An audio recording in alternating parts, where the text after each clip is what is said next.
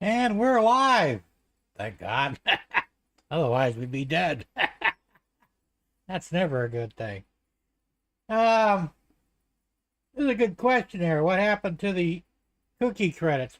I have them here in the train room, but in the main house where I went to go get dinner a little while ago, I flipped on Shortline Thursday, and the only credit on there was Tom Grassi. I don't know what the hell. This is a YouTube thing. And it's getting weirder by the minute. But anyway, aside from that, let's go ahead and say hello to everybody and find out who actually got the cookies. So we have Skull Crow River Valley, John. John, you got the cookie, of course. It's a super cookie. And good to see you here. And let's see. It looks like Hot Dog Pilot Andy, he got the half cookie. All right. Better than crumbs, huh? That's what usually happens. You usually get the crumbs, but this time you got half a cookie. And it's a big cookie, so a super cookie, you know. Anyway, glad to see you here. And third here we have Joe Rader, Black Rock Central Railroad. No cookie for him, unfortunately.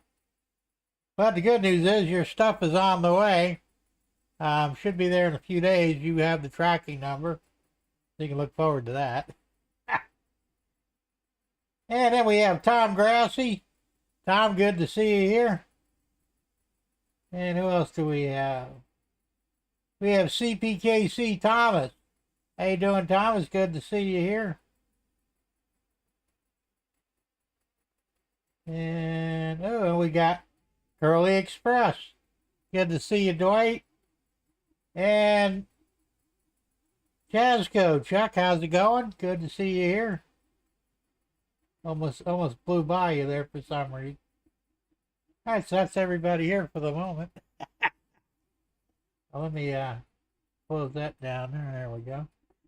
So, I have been busy. And if you don't believe me, I'm going to give you a different view of the shed that you've never seen before. And that's this one right here. Baby. Come on. There we go. This is from the back of the shed, although not quite all the way back, but close. And you can see it's a friggin' mess.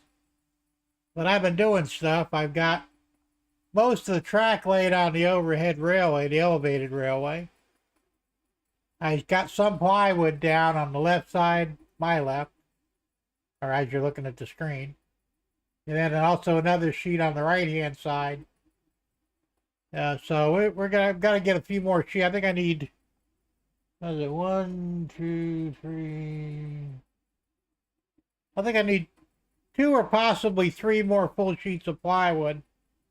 And they're cut down to 18 inches wide, so you get 2 pieces out of that. So I'm thinking two sheets would probably do it. I'm probably going to pick up another sheet next week. I don't know yet. I got a few extra bucks, so why not? We'll see. Anyway, this gives you a pretty good idea. Now, those white sticks on the right side, those are going underneath the second level. And that's where I'm going to hang my lighting at, my LED light strips. So instead of being bowed, they'll be nice and straight all the way across. A little tricky putting those things up there. They're PVC. I wanted wood ones, but at $1.12 a foot, it would have cost me a fortune to get them. Or actually $1.72 a foot. It's almost $2 a foot for the wood, which I have no idea why it's so expensive. The PVC was $5 for an 8-foot stick. Crazy the price they've got. Anyway, let's go back to the main screen. So I've been doing all kinds of stuff here. And let me answer some questions first. Looks like we got a few there. Nobody new came in yet? Okay. Andy says, so it's YouTube Well, it is. I don't know if you guys, I don't know if it's just on my end or what, but it doesn't happen all the time. Sometimes when I'm watching one of your live streams, I usually get there early, so the main screen is up, your start screen or whatever. And then the time hits and nothing happens. The chat's running fine, but nothing live on the screen. So I have to hit refresh. Then all of a sudden the person I'm trying to watch comes up. I've had that happen 3 times already on 3 different channels. And I was watching Tom Strange and things last night. Same deal. I got there about 15, 20 minutes early. And it automatically started on its own at 7:55. I have no idea what the hell's going on, But I mean, a couple of times, like, all right, and I think it was Dwight. Yeah, Dwight, it was one of your live streams. I was waiting, I think, 15, 20 minutes before your live stream started. And then it finally gets, I read it was 2 o'clock, I think you were coming on live. 2 o'clock hits, no Dwight. 2:10, no Dwight. I'm going, well, what the fuck? Now, there's shit going on in the chat. It's scrolling all right. People are talking or whatever. So I said, well, this is weird. Let me hit the refresh button. That was the first time it happened to me. Hit the refresh, and there you are. It's messed up. It used to be when you went live, it automatically came up on the screen. Now, I don't know what's happening with you guys watching my channel. Now, I start mine at 6 o'clock, usually right on the dot. So, do you have to refresh to get me on there, or do I just automatically pop up? There's some weird shit going on with YouTube. Let's see. Thomas says, Jim, I found an old M&O /CN railroad spikes from Mobile M of Alabama. Oh, okay, that's different. Did you go over the country looking for spikes?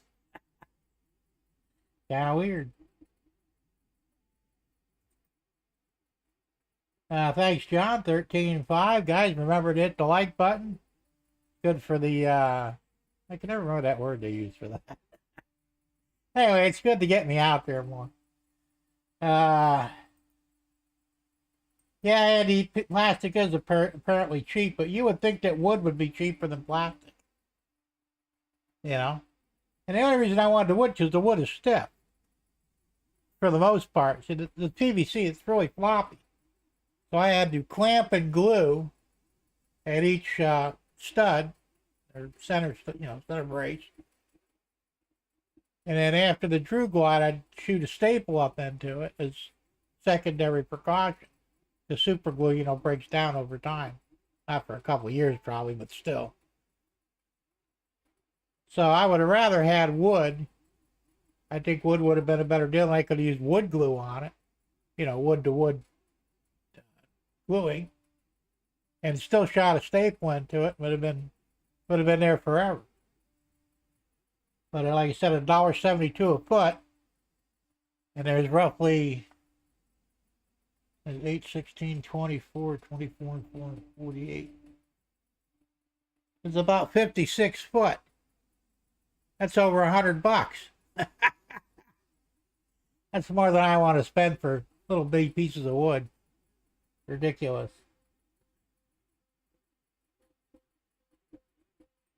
All right, what else we got going here? Yeah, it's not analytics. That's not the word. It's some other. It's another fancy word to use. I can't remember what it's called. I never can. It's just weird. And he said I've had to refresh a couple times, but not too much.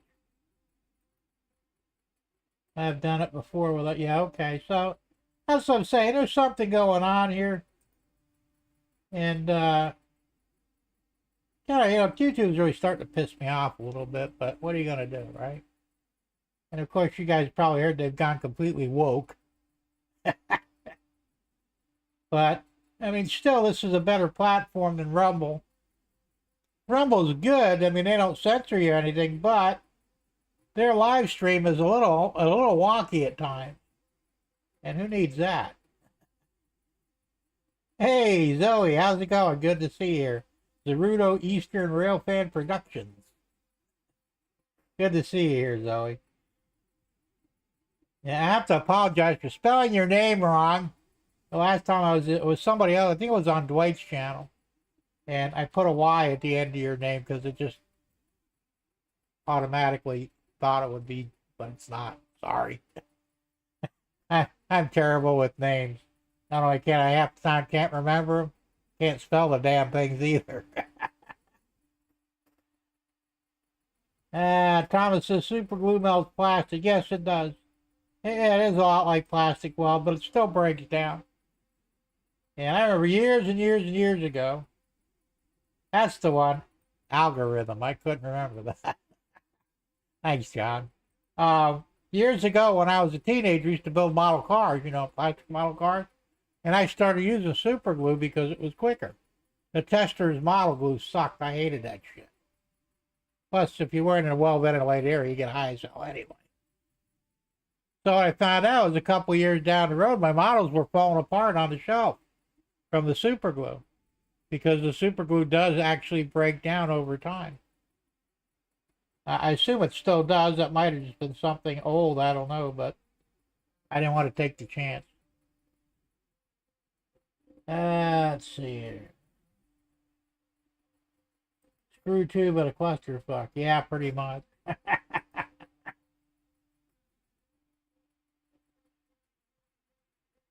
Yeah, actually it is, Zoe, but it's still cool. I just hate butchering a name, and like I said, I'm terrible for doing that. But now that I got it up here, I will spell it right from here on in.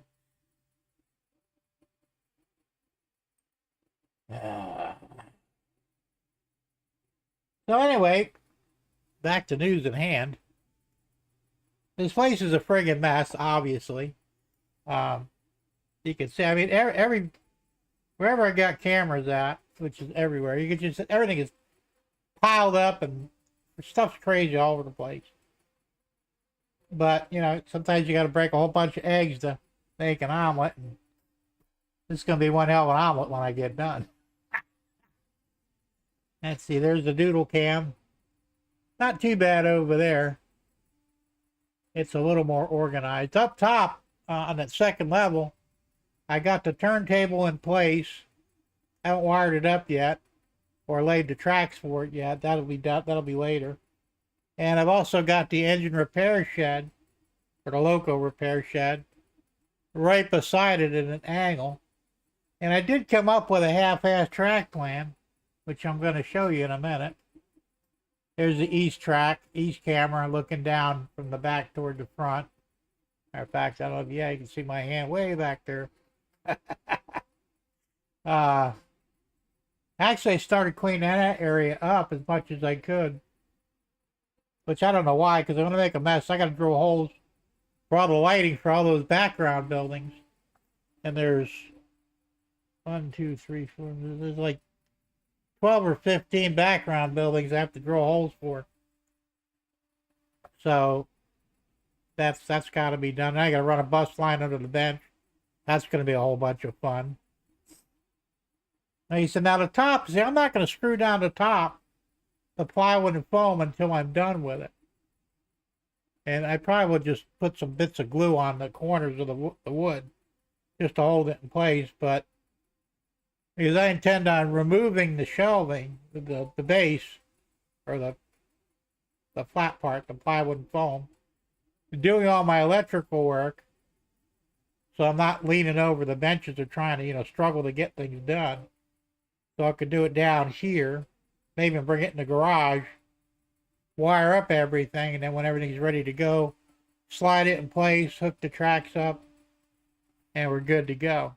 So it's going to be kind of like a module, you might say. Be very similar to that.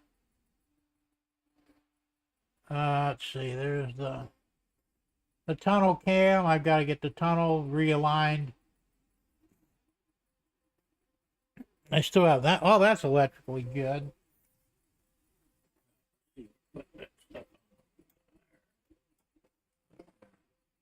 There you go. So I want to get that straightened out. I've got some ready-made tunnel portals from Woodland Scenics I'm going to use on that. I had printed them before, but I just don't like the way they print. I mean, it's okay, but the poured plaster is much better, cast plaster. So we're going to go with that, but you can see that the things, like I said, are quite a mess.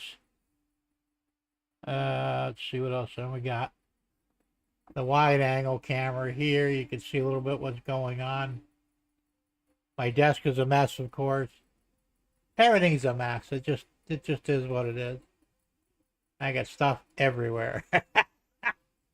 And I'll get it straightened out soon enough. No O scale, just HO. I don't have the real estate for O scale or the wallet. So that's way above my pay grade. That's never gonna happen. So, is there a rant tonight? It might be. You never know. It'll be later on. Thomas said I was in Pensacola yesterday. Oh, yeah, that's right, you were. I hear Florida's kind of underwater a lot of places. We're lucky here, but they said where the hurricane went through, like up near Pensacola and stuff, a lot of flooding. Sarasota's flooded. I think parts of Tampa are. Southwest Florida's bad. Miami's bad.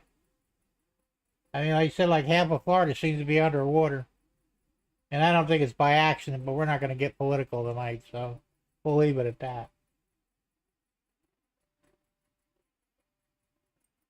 So, right now, actually, probably see that the printers are running behind me. Hell, why is this thing taking so long here to click? I just updated the stream deck too, and anyway, you can see both printers are running. And what I'm printing right now are supports. There's some areas where the elevated rail go over tracks, like short areas, but enough to where I can't put a normal support in, and you'll get bowing in the elevated track section, the girders. So I had to make I don't have one finished that I can show you, but basically just a support that goes over the track that's underneath it, so that train cars won't hit anything. And I had to make I've got 3 of them made, and I think I need 3 more, so 2 are getting made as we speak, and they're 3 hour, 12-minute prints. So it'd be a while. They probably won't be done before the show's over. Hey, Jesse in Oklahoma, how you doing? Good to see you here, man.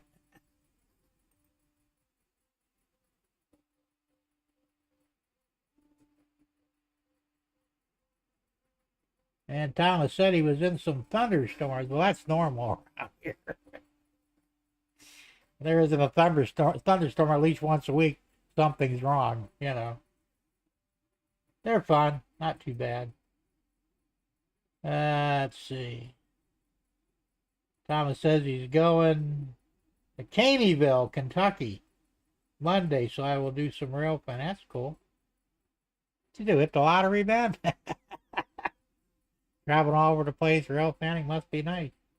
I can't afford to do that, unfortunately. So, I have a track plan. It's not 100%. It's not even the scale, but it's just hand drawn. I attempted to use any rail, the program for that. Too complicated. And laying the track is easy enough, but getting my layout, that seems to be where the problem is, because it's not straight. I mean, I've got a bump out over here on the end for the turntable, so it comes out. I think it's 7 inches further than the rest of the benchwork, which is 18 inches deep all the ways around. And I just couldn't figure out how the hell to do that. So I said, you know what? Screw this electronic horse shit. Give me a straight edge and a pencil and an eraser and I'll be fine. So this is what I came up with. Where is it here? Right here. That way you can see that, but basically the outer edges is the layout, the second level. It basically goes in a U shape, or in this case an N shape. And the top of it there is the far back of the shed. And well, we'll start down here, and I don't know if you can see my...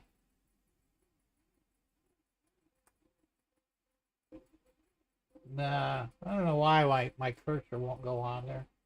I thought I set it up to do that, apparently not. Anyway, down at the lower right of the picture there, you can see the turntable. The loco repair shed is next to it. There's approximately 10 tracks that I could put in to park locomotives. Unfortunately, there's not enough room to build a loco shed, so they'll just be out in the open, which is no big deal. And then you've got my staging yard beyond that. Now none of this is to scale. My staging yard is going to be roughly probably 15, 18 foot long. But you can't tell on this because, like I said, it's not to scale. But then beyond that, you're going to have the MOW, maintenance away facility, that you can see that there on the right going near the top. And then further ahead, at the top, you're going to have oil tanks, and I'm going to put a refinery up there. And then in the middle, I've got my my pump jacks. I'm going to build 4 of them. I got the files for them. I just got to print them out and motorize them, so they'll be operational. And then I don't know what I'm going to put in the left corner up there yet. That's still up for grabs. Same with a lot for the right side, or left side rather. Now, my intermodal facility is going to be about midway. I should be probably on both sides of the exit rail there that goes into the helix. And then the helix will be outside. Well, it'll be in another room. That's the expansion I got to put in for the shed. And did this thing lock up on me again? Yes, it did. Wondering why it was nothing going on here. I rail fan the sugar line every now and then. I haven't done it in a while, but who knows. Like I said, I'm so busy in here that I don't have time to really go out and do a lot of things unless I absolutely have to. But, so the answer to that is sometimes. Hey, Joe Rader, Black Rock Central. How you doing, Joe? Good to see you. So, and then all the way down here toward the front on the left side, I'm going to have my scrap yard, which is going to be huge compared to the old one. So there'll also be extra tracks there. This is the track I've got so far. There'll probably be more laid in it when time comes. Plus, there'll also be a 2-lane highway that goes all the way around from the left to the right. So we'll have to see. Like I said, I'll have more stuff up there when the time comes. I just don't know all the specifics yet, but I needed something to give me an idea what I was doing, so that's what I did. Let's see here what's going on in the chat. Hey, Chuck Schreiber, how's it going? Good to see you here. Yeah, a little behind in the chat here now. Well, not too far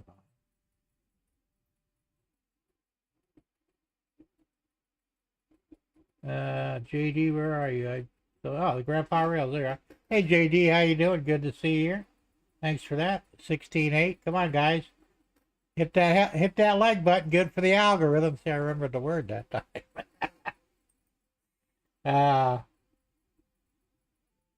So, why does this thing keep locking up like that? It drives me nuts.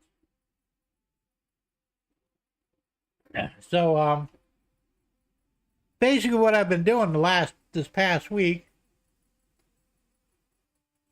I've been gluing down the supports for the elevated rail, and I've been putting the actual track up there.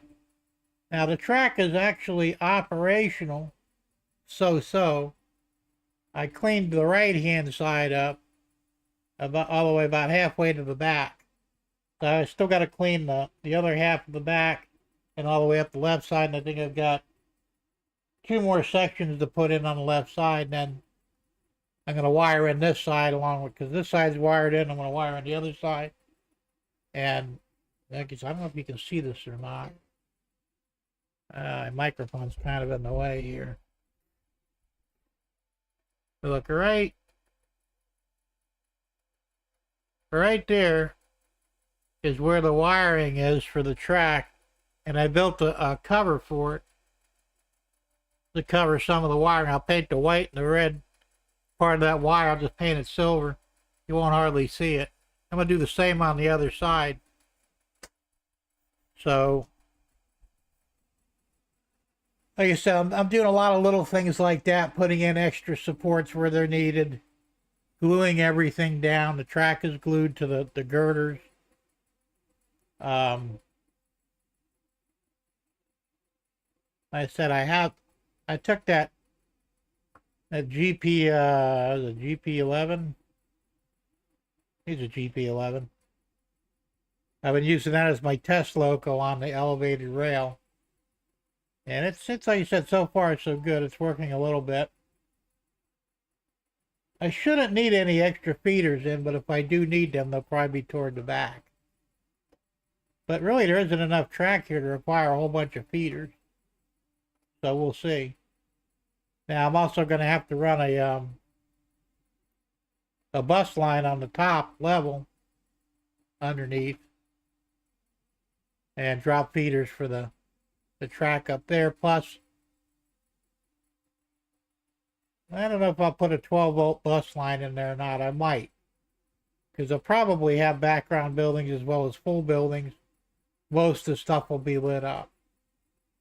A whole lot of stuff's going on here, you know. Hey, Mom and Son Train Rail fans. Hey, Tammy and Ray. How's it going? So, yeah, there's gonna be a whole lot of stuff going on here. And I actually gave my printers a rest for a couple of days. Now they're back running again. And I'd like to get this finished here, the tip up. All I've got to do is put some fiberboard on the top of that. Drop the tracks down. Wire them in for power. And I could be running trains again. That's the only thing stopping me from running trains is I've got that gap there so far. So we'll get that going here pretty soon. And I think I've got half a sheet of fiberboard in the garage. I just haven't had time to cut a section of it out and, you know, lay it on there. I can't use foam on that because the foam is too thick. So the fiberboard is a better option. And plus I can glue the track directly down to it. And problem solved. And I should be able to put, which I got to see, I'm going to have to buy some of the road bed. I don't think I have any more road bed left over. I might have a few small pieces. So I can put road bed on that this time too, because the last one, there was no road bed underneath the track. It was right onto the thing, which made it kind of noisy. So, now let your parents hear that there, Zoe. Oops. I bet my parents were being annoying. That's funny, really. Brings back memories from 100 years ago. Not quite, but close. What's that one there, Andy? That's what parents do best. Yeah, that's true. They do. They're good at that for some reason.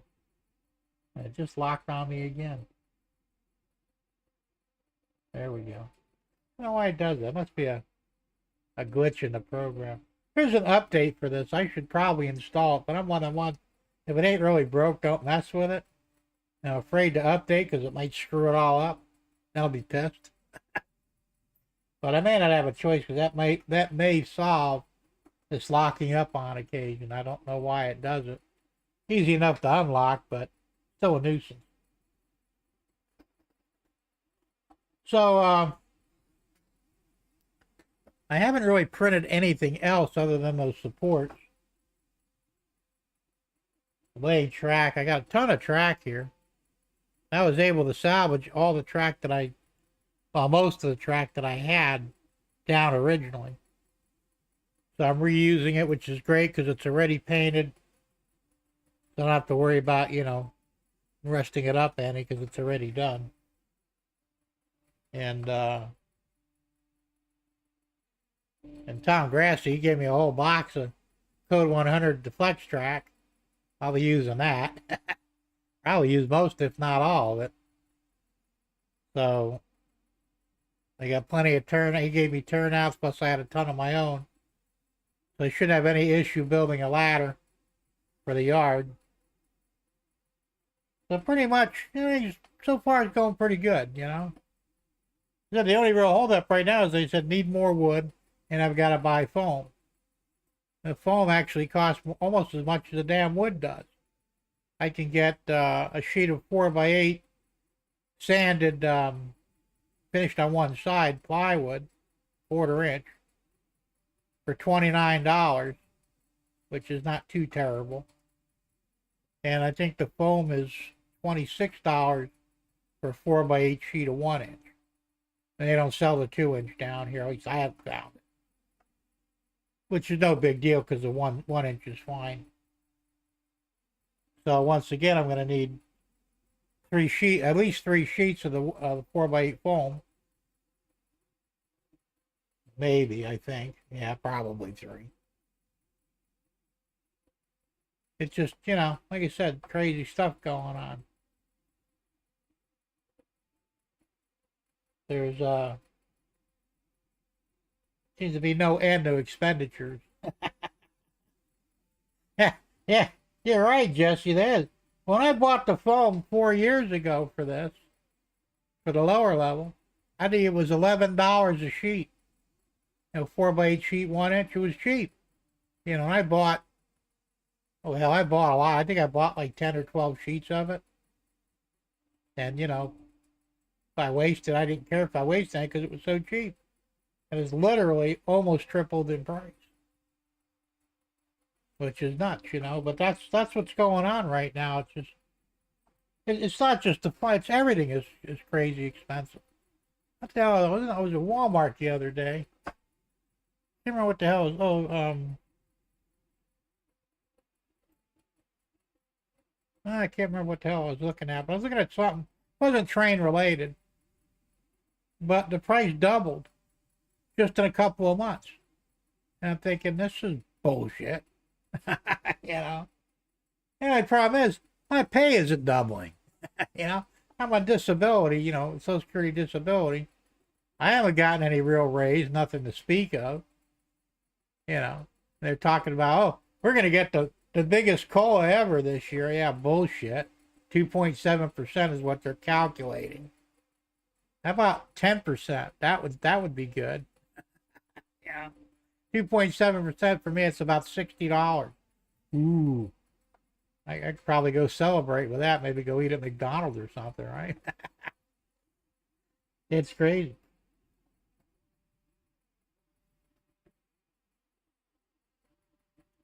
And he said, foamers are still 10 a penny. I don't understand the reference to that, but is that good? You guys have a different way of talking about stuff over there.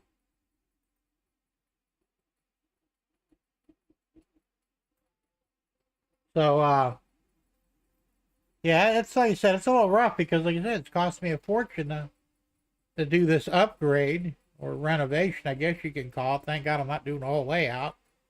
And I really couldn't afford it for that matter, not at these prices. He said there's some high dollar items I gotta buy. The motor man to go back and forth on the elevated rail because I want that to be automated. I don't want to have to fool with it. Turn it on and the train will go back and forth on its own. stop for a few minutes at each station and then proceed on. I think that's like $125 last I looked, and that was last year, so it might be $200 now. Who the hell knows? I need that. I wanted to get a the Amtrak P72 Loco, more modern one. I'm gonna buy it just DC, and then convert it to DCC in sound, because I looked into it, and the Loco is actually designed to put DCC and sound in it without any real modification. It's like they, counted on that down the road. Will I save any real money? Not really. But I can get a DC version for, I think, around $120, where the DCC with sound is over $300. And I'm pretty sure I can get the decoder with sound for maybe $150, I hope. So we'll see, but at least I'll have a locomotive I could run either way. I could run it without the DCC or sound card, because you can run DC on this with the Digitrax DCC setup. You just type in 4 zeros and DC runs. There's just no features with it, So we'll go from there. Hey, Deep Run Railroad Mike, how's it going? Good to see you here. And Curtis, CNL Lines. Hey, Curtis. Girly. Something wrong with you? You okay? I'm just messing with you, man. Anyway, I'm glad to see you here. Yeah, Curtis just did. I printed up a sign for him, the letters, and the background I think I did too. And he just set it up, and it's really nice. Hopefully he'll do a video of it or something, or even a short. It came out really, really good. I was surprised. So, hats off to you, Curtis. So, let's see what else I got here. Ray Bertelson's not in here yet. I got his prizes ready to go out. All boxed up and ready to rock and roll, so I'll get it in the mailbox tomorrow. He'll be getting those in a few days.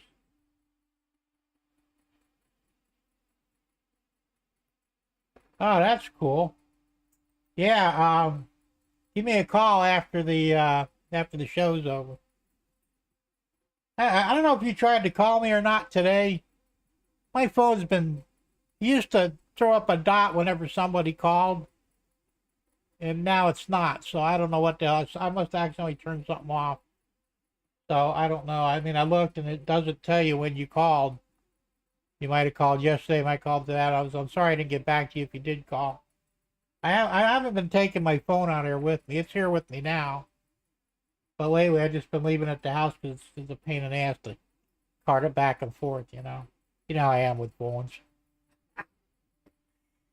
Let's see. Hey, Zoe says she's 14 away from 500 subscribers. All right, guys, if you haven't subscribed to Zoe, you better do it. Or you'll have to suffer my wrath. Anyway, if you haven't subscribed to her, please do. I mean, she'll appreciate it, and so will the rest of us. And hopefully you'll hit 500 soon, Zoe. I'm hovering, I think, 6. No, I'm at 463. And I've been hovering there for a while. I can't seem to pick up any more for some reason. I mean, it's time consuming, Of course, I haven't been putting out many shorts lately either. And I probably should start throwing some shorts out there. Well, we'll see. Let's see. Jim, most phone rings when some... Well, yeah, no, it rings, but if I'm not here to hear it, or if it's not here for me to hear it, it doesn't matter. I leave it in the house, and I come out here. And part of it's probably because I really don't want to be bothered, but not really. But I get a lot of stupid calls, What do you call it? Crank call, not crank calls, but spam calls. Even though I block most of them out, they just use a different number. It's really tough to put a stop to that shit. John just put up Zoe's Can I click on that without it? There's Zoe's channel link. Guys, everybody's should have the blue wrench. If anybody doesn't have one, I'll give it to you. Jesse, you need the blue wrench, don't you? Let's see, I could do that here, I think. Let's see where are you at? Oops.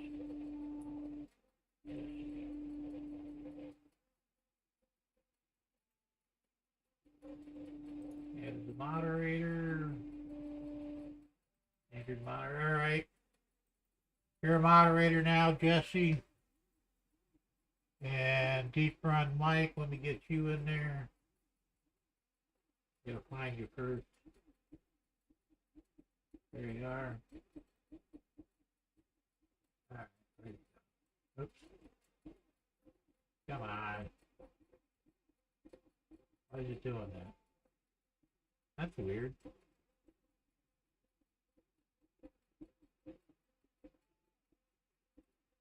And the moderator. This thing's messing up here. I don't know if I got you in there or not. Like, clicked on you, but it didn't go through properly.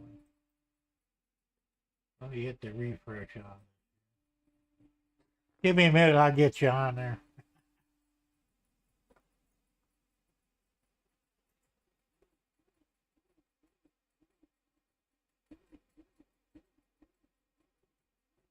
That's another thing too with YouTube. When I bring up the chat, even on my own channel, it sometimes takes a minute before the chat pops up, and I have no idea why.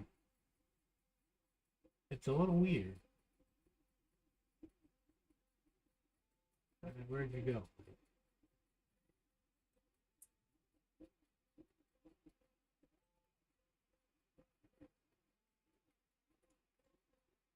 Huh. That's weird.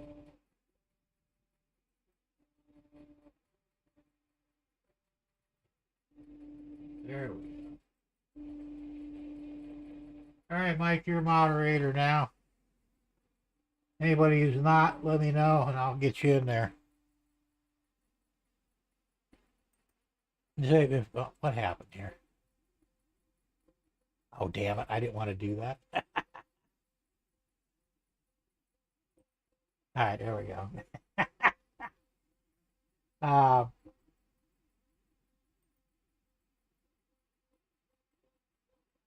Let's see here. Jumped way ahead again here. What happened? All right. Let's see.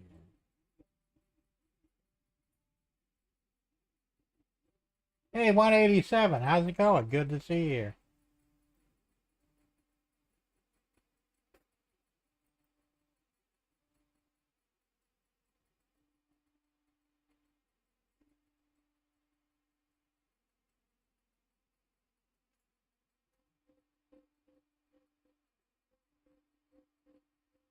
Yeah, YouTube's been really wonky lately. I don't know what's going on there.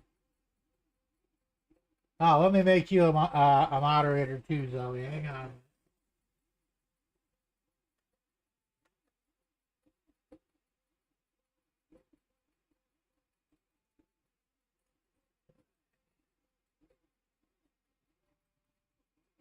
There you go. You're a moderator now too. Next time you type in something, you'll get your blue wrench. Alrighty, I think I got everybody. Wait a minute, 187's not a moderator either. How come? I'll get you on here as a moderator.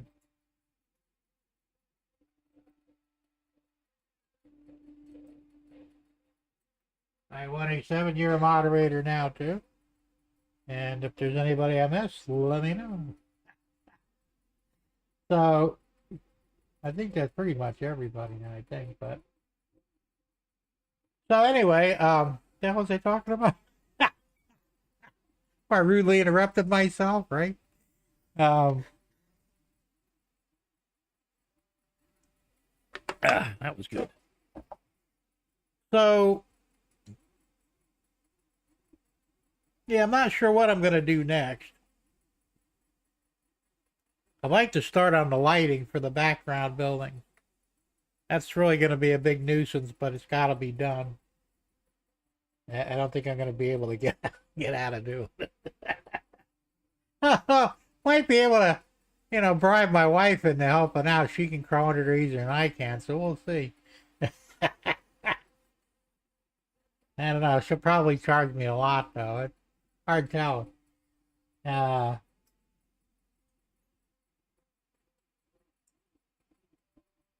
at least you got a few more subs there, Zoe.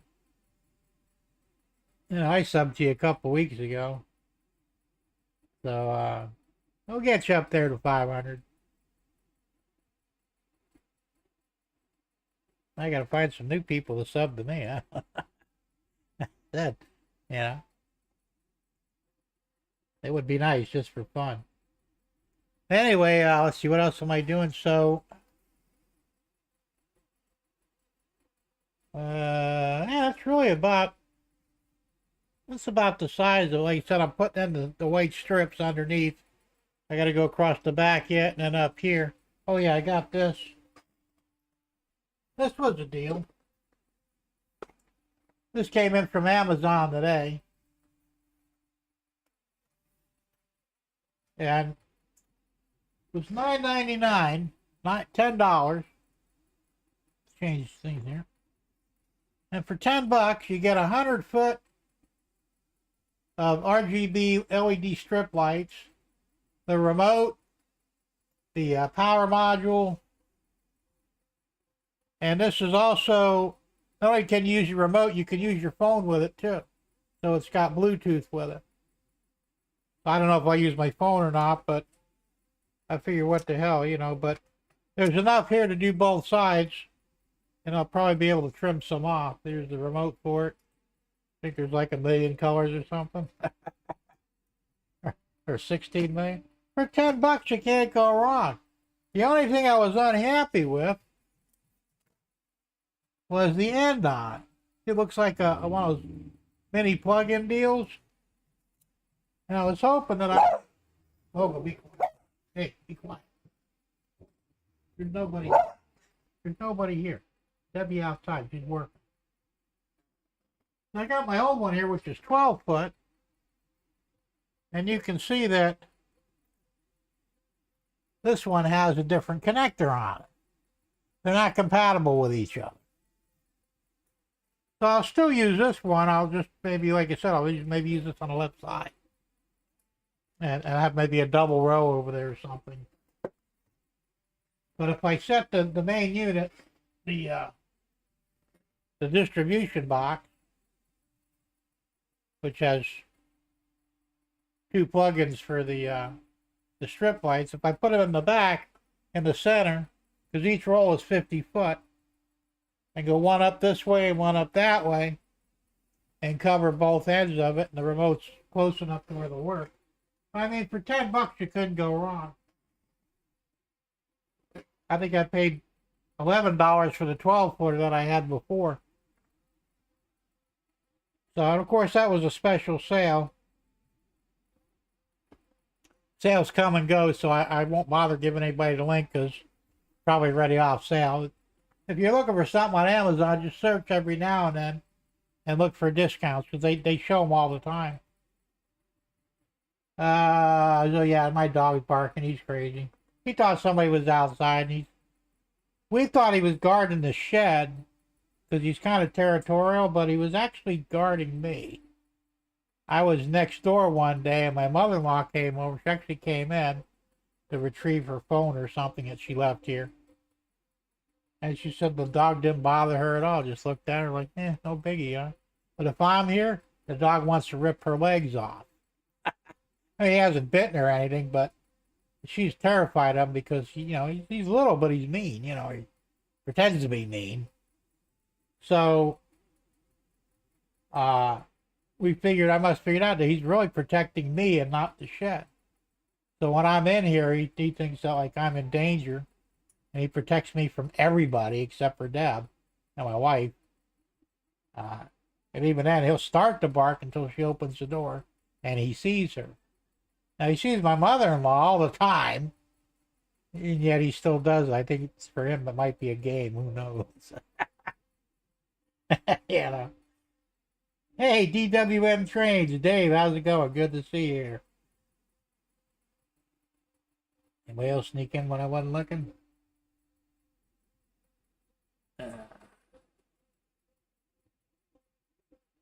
Okay, so far.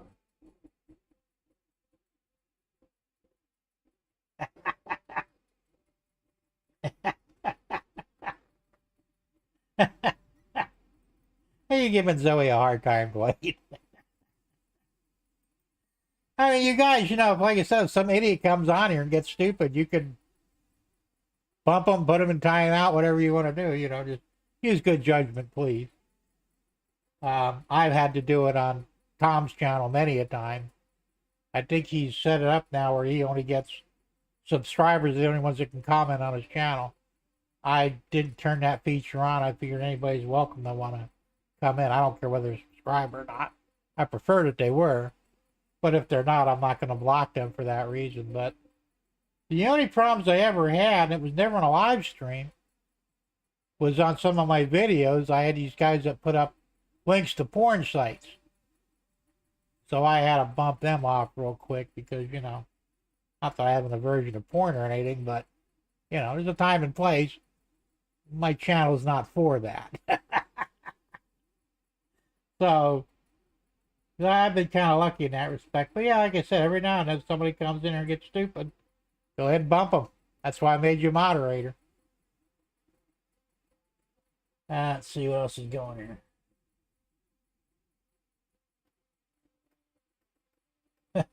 Mother like with me. My mother-in-law, she's nice. We get along real well. Which is much better. My ex-wife, her mother hated me with a passion. I mean, really hated me, Almost had me arrested once for trespassing in her house after she invited me and my first wife, over for dinner. We're sitting at the dinner table. Next thing you know, there's a knock on the door. Sheriff goes, Mr. Tedesco, come on, you're under arrest. I'm going, for what? You're trespassing. I said, where am I trespassing? Well, in this house, sir. No, I'm not eating dinner, damn it. I mean, they let me go, because it was stupid. But, I had to go through the motions, though. They put me in cuffs, put me in the back of the car, took me down to the station, and then decided that they really couldn't charge me because, it was idiotic, And that's how much my ex-mother-in-law, late mother-in-law, that's how much she hated me.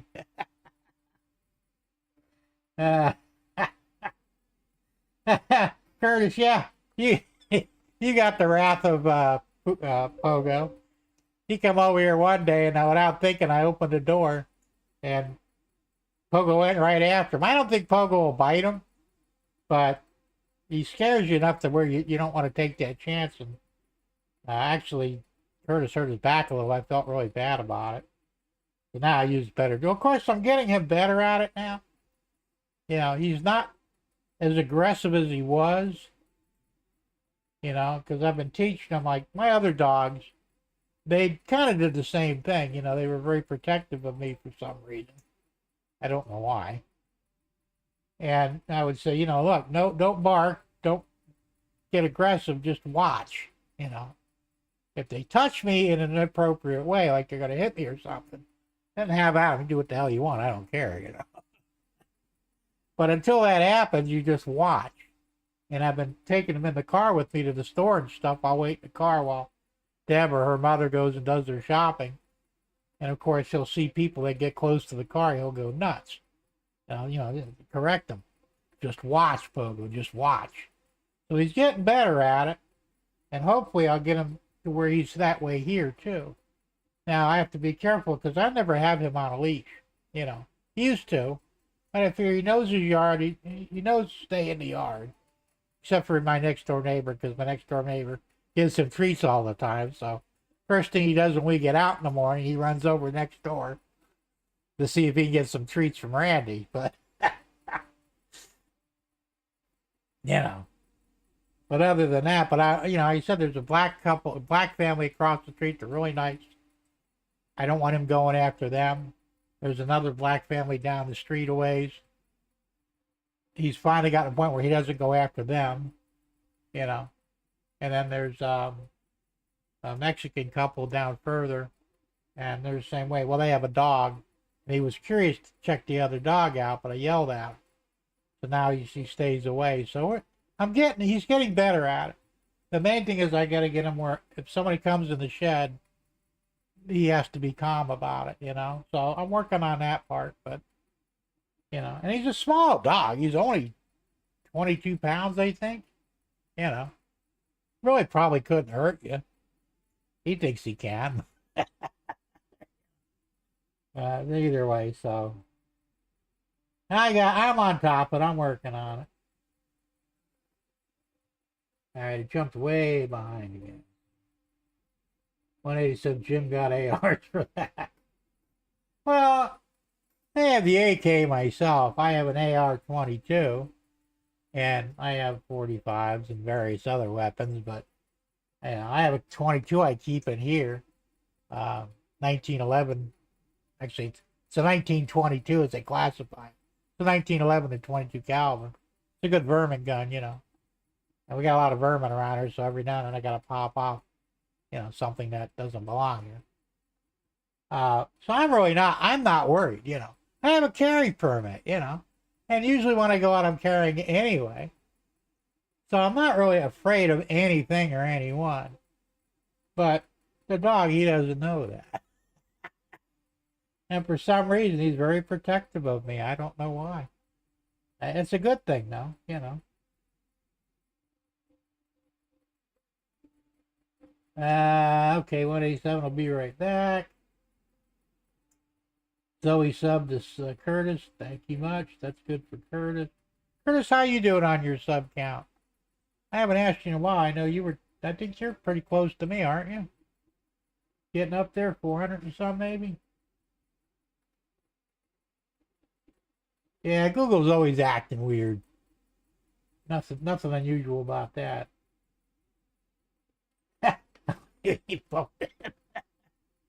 Yeah, I call him Bonehead a lot, but he doesn't see it as as a bad thing. I call him Mr. Pogato, Pogo, Mr. Pogo, the Pogotten one. He's got lots of names. Jesse says, Zoe, check out my channel. I do daily musical train videos. I need to check that out too. Am I subscribed to you, Jesse? I think I am. I'll have to double check later. Hey, McCarville Studios. How's it going, McCarville? Good to see you.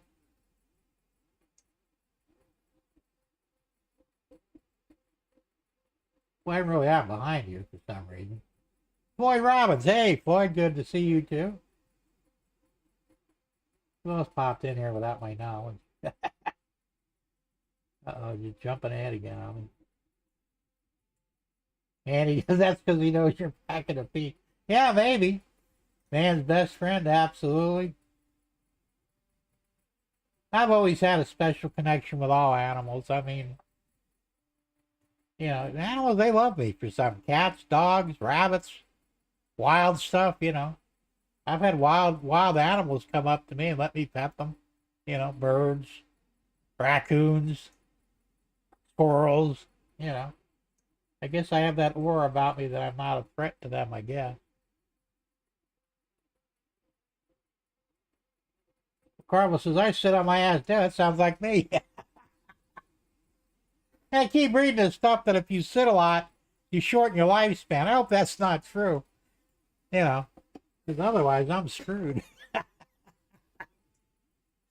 I'm always on my butt. I mean, just, you know, I mean, I'll get up and do things in here.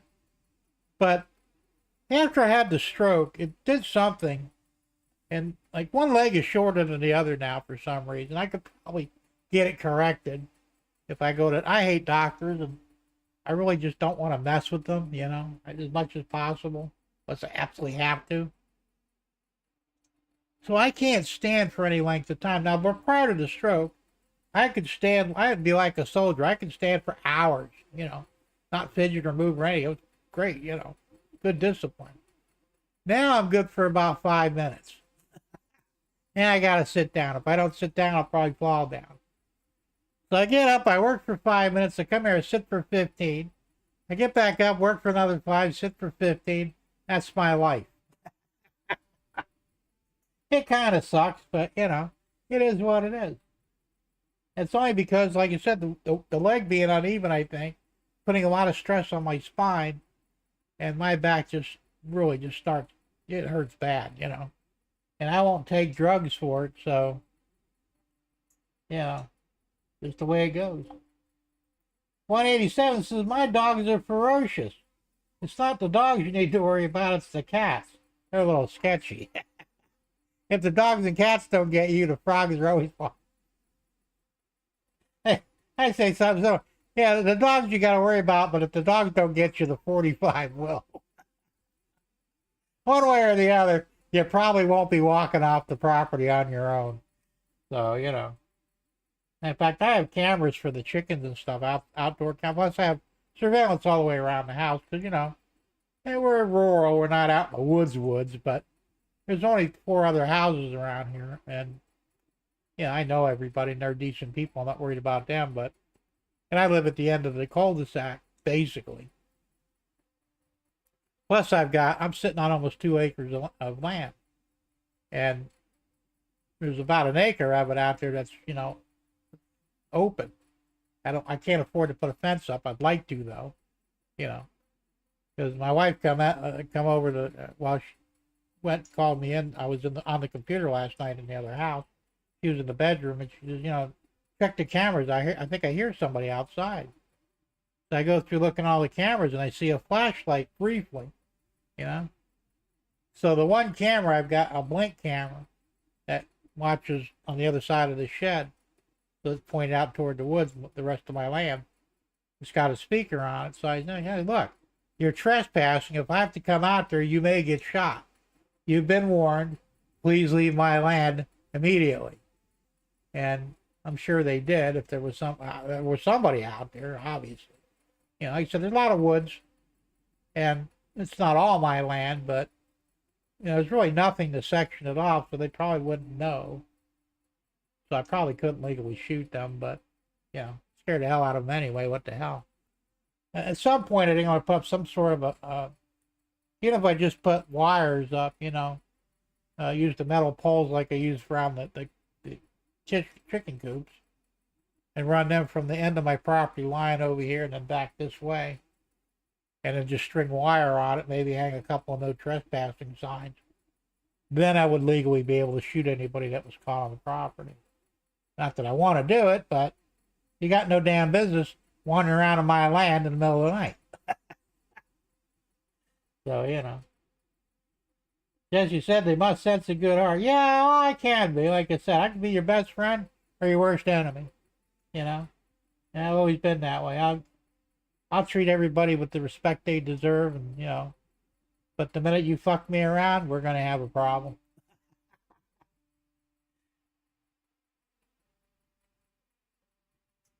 Dude, Zoe says I have a good connection with horses. I'm a cowgirl real fan. There you go. Yeah, women seem to get out and do better with horses than men do, I think. Horses are kind of unusual in the way they think. I get along with horses. I get along with all animals, really, but I noticed that women generally have a better connection, a deeper connection with horses than the men do. Don't know why, but it just is. Curtis is 96. That's all you got is 90s. All right, guys, this is a directive here. If you haven't subbed to Curtis, CNL Lines, please do so now. We got to get him up there, man. He's got a good channel, and his layouts come along pretty good. And, he deserves a little recognition. Let's give it to him. Just says, gotta watch out for the frogs. Well, I know you gotta worry about frogs here. They got those damn, the ones that they're poisonous to dogs. Can't remember what they're called now, but we've had a couple out here already. We killed them and disposed of them. because if a dog licks it, it generally dies. Um, I'm not a big fan of frogs. Never was, you know. That's true, 187. That's all you need, you know. And most people have signs in their property around here, like everybody's armed, you know. Like I said, I'm not worried about any of my neighbors. But you get some dumbass comes through here, thinks he's going to go hunting around. He may hunt for his own grave.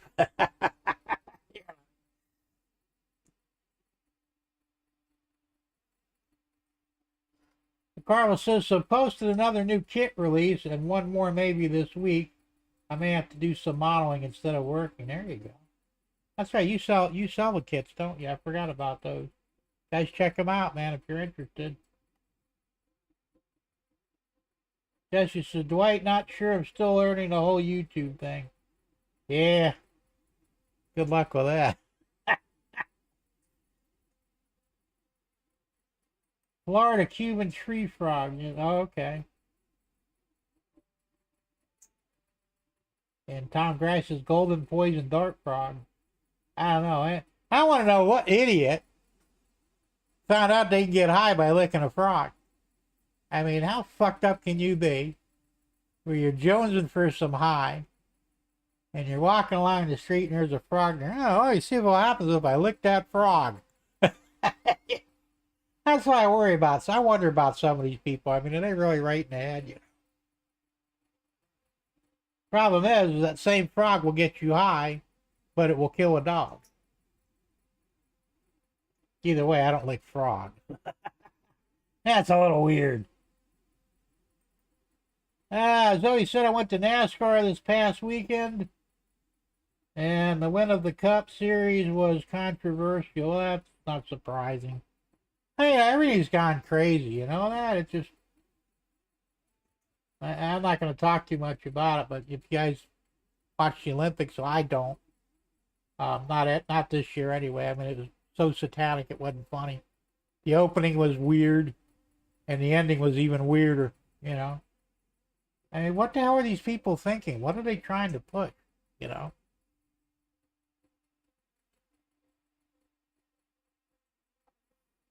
It's just getting weird. When they said, Jim, you remember the 90s, you know what went down. Yeah, I do, as a matter of fact. Kyle Larson, oh, that's right. Well, I don't follow the races too much. I used to. I got kind of bored with it because, and I hate to say it, but it's true. And anybody that tells you otherwise is lying. I watched it for the wrecks. I mean, they didn't get hurt, you know. Guy slams into the wall at 160 mile an hour and walks away like it's a fender bender. But it was just kind of cool to watch the wrecks, you know. I mean, but I did have some favorite drivers back in the day. But now I just really don't have the time to watch, you know. And the thing is, I got the racetracks right 3 miles away from me. You know, the Sebring Raceway. Stock car racing, and I have not yet gone there, and I don't know if I ever will. Might, you never know. I don't blame you. I actually, well, I didn't, like I said, I didn't watch the Olympics per se, but I got some feeds here that people actually recorded some of it. And I'm just going, what the hell? You know? And it's a wonder why God doesn't strike them down right where they stand. I mean, if I were God, I would have. You know, it's like, yeah, you want to blaspheme me? No problem. Your guys are done. You know, send them to the hell that they want to go to.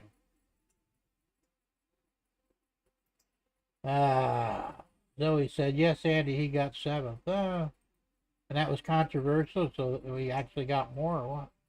Or got a better number than that? I don't know. Like I said, everything's weird nowadays.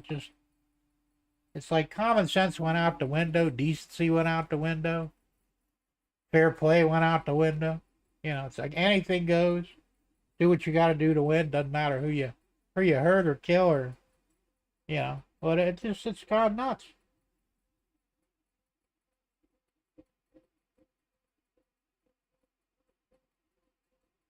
And Jesse says, gotta run, Andy. Enjoyed it. Y'all sub me. See you down the tracks. All right, sounds good, man. Thanks for popping in. And have a good night and a safe weekend, and we'll see you next time. Carvel said he subbed you, Zoe. That's cool. We might get you up to 500 yet tonight. You never know. 187 Jim, did you hear that the guy who came up with the Olympics opening got struck by lightning? Did he really? I did not hear that. Well, that just goes to show you that God ain't putting up with that horse shit. And it serves that bastard right out. What the hell are they thinking? I mean, seriously. Like I said, I'm not going to get political tonight, but, you know, I watched that and I'm going, eh? Yeah, I don't see the connection.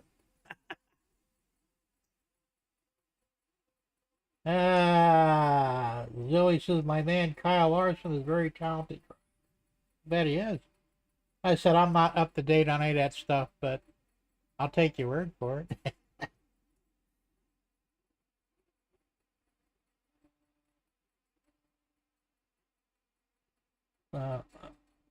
You walk up on me again? Nope.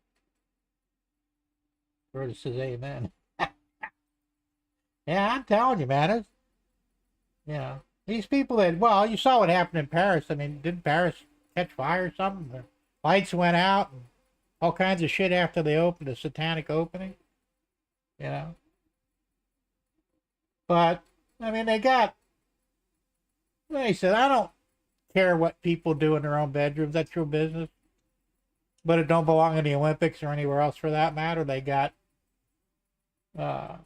transgenders boxing women, you know, men boxing women, pretending they're women, and seriously hurting them, you know.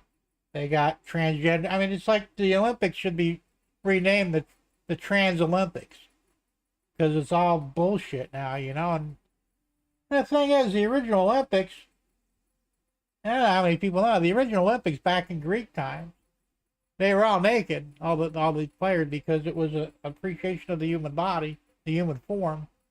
People did, I'm sure, well, some probably did, but most people looked at them as, you know, built and gaining the perfect physique and being good at sports. Today they've perverted it so much it's not even close to what it was intended to be, you know. Of course, I don't think they could do the whole naked thing anymore. People would get the wrong idea, probably. So, like I said, I didn't watch anything. I haven't probably watched the Olympics in, well, let's see, that's every 4 years. Probably 12 years I haven't watched it.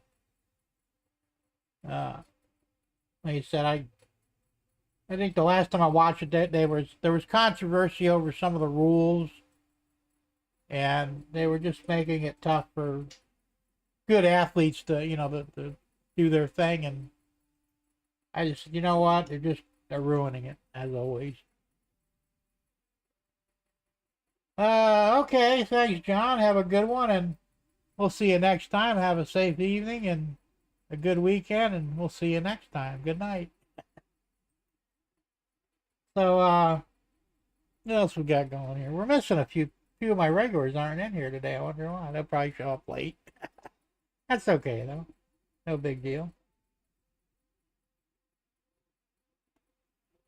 Andy says, sport is the same as everything else that money has spoiled. That's true, unfortunately. You know. Hey, Georgia Sunbelt, Anthony, how you doing? Glad to see. So I know you'd show up eventually.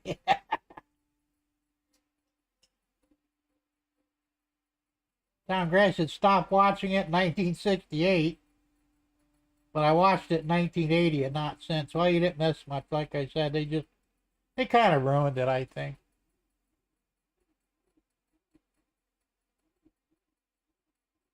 Got your package? Cool. Everything get there in one piece? I always worry about that. Zoe says, I like being a moderator. Yeah, no problem. Everybody's a moderator here. That's cool. It makes it easier for you to go to other channels and stuff. And, you know, weed out the assholes. Floyd says, I agree with you, Zoe. Kyle Larson is a very talented driver as he can drive anything with four wheels and a steering wheel and finish well, if not win. Cool. I'll have to look into him, man. Like I said, I really haven't been keeping up with the races lately. Haven't opened it yet. Oh man, I'm surprised the excitement hasn't gotten you, tear it open right as you got it. I'm only kidding. So let's see what else we got going on here. So, I went ahead and my AC-44 scale trains. I was having problems with I've got two of these. They have DCC and sound. And they were both acting up. One was making a racket. I don't know why. I think it might have been a lubrication problem. And the other one was, it was kind of doing the same thing, but like a high-pitched squeal. I had both of them on the track the other day. I was using them on the elevator to see how they'd work. And they were both quiet as a mouse. I was going to tear into them and re-lube them and stuff, but maybe I don't need to now. I don't know what's going on, why they got noisy, and why they stopped. Not going to question it, though. So, but those are the only, I've only got 3 locos that have keep alives in them.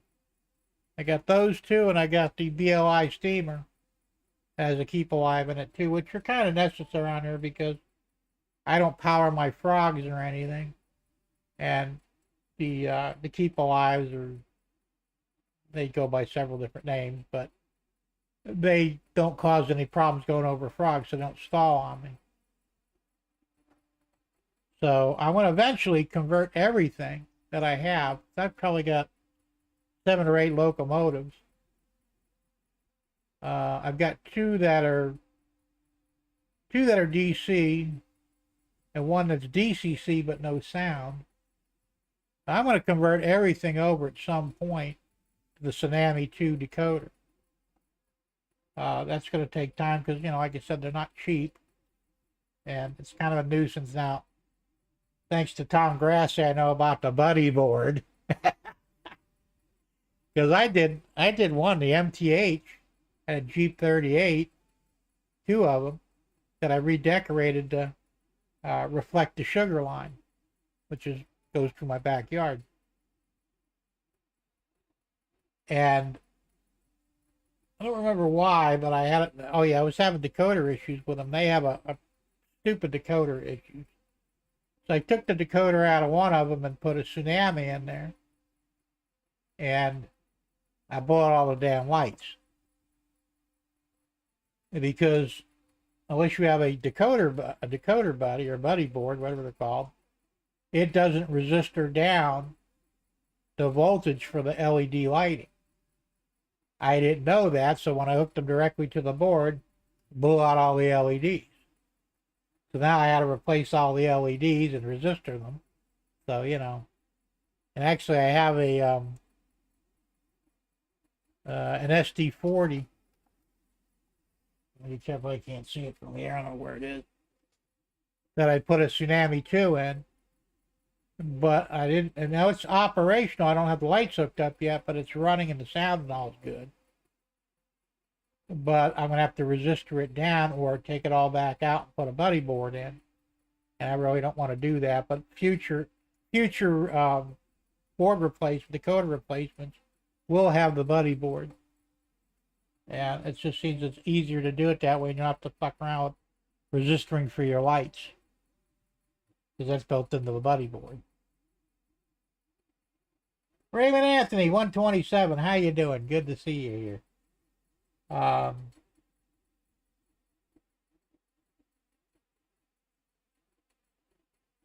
Boy, you're not a moderator either. Let me make you a moderator. Floyd.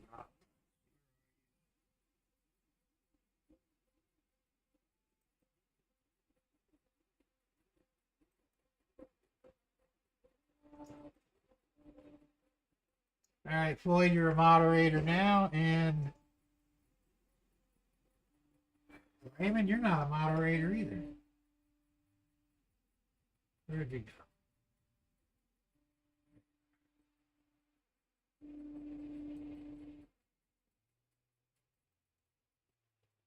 All right, Raymond Anthony, you're now a moderator. And who else did I miss? Oh, DMW Trade. EWM. Make you a moderator.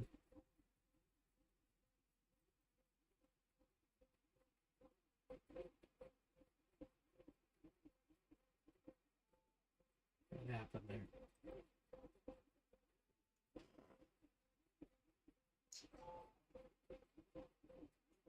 Try that again.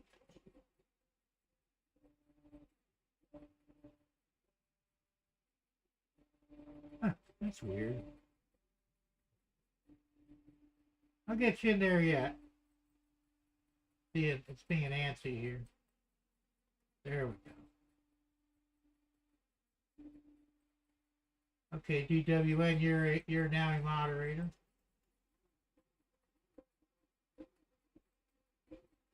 I think that's everybody that needs to be moderated for the moment.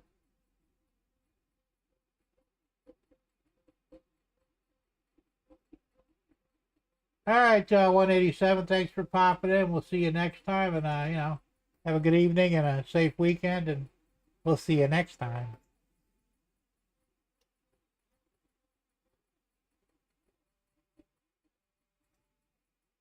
Raymond says, I've been knighted here. I don't know if you've been knighted, but you've been wrenched. I guess that's close, right? A little weird, but what can I say? Chuck says, hey Jim, I forgot to mention on last week's video you showed on the live stream was very interesting. Oh, okay, that's cool. Yeah, it was interesting, wasn't it? Very strange, but hey. A moderator will actually, it gives you two functions.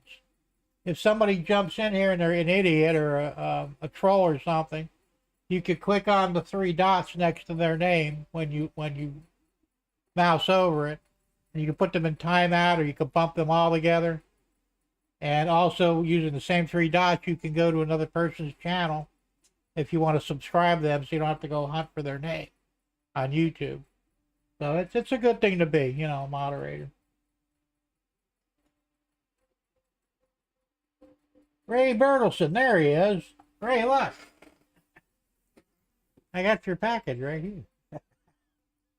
Going in the mail tomorrow. So you'll have your trucks in a few days. Yes, Zoe, there's two of them. Actually, I have 4 printers altogether. I have 2 filament printers. And you can see both of them running there. And I have 2 resin printers. The resin printers are for doing small stuff like people and highly detailed objects that are smaller. Vehicles, like I printed this cement truck on the resin printer. You can't do this on the filament printer, but on the resin printer, this is the kind of detail you get on stuff, and it's highly detailed. I mean, everything is really cool. And what I'm actually printing on those 2 printers now are special supports for my elevated rail system, where they go over track, and I can't use a conventional support, so these are like N-shaped that go underneath the elevated girder to give it support for when the train goes, otherwise it would bow. Yeah, I print a lot of my own stuff here. Saves me a ton of money, and it's also, I'm getting much better at printing stuff.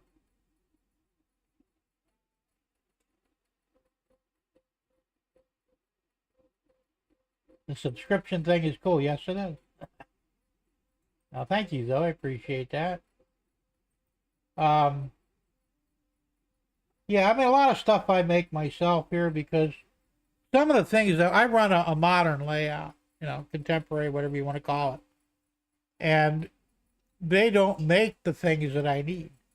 Like the elevated rail, for example. Come on. I don't know why this thing's running weird lately. This is the doodle cam. You'll see the silver structure there is the station for the elevated rail. And you can see the elevated rail goes all the way down and around to the other side.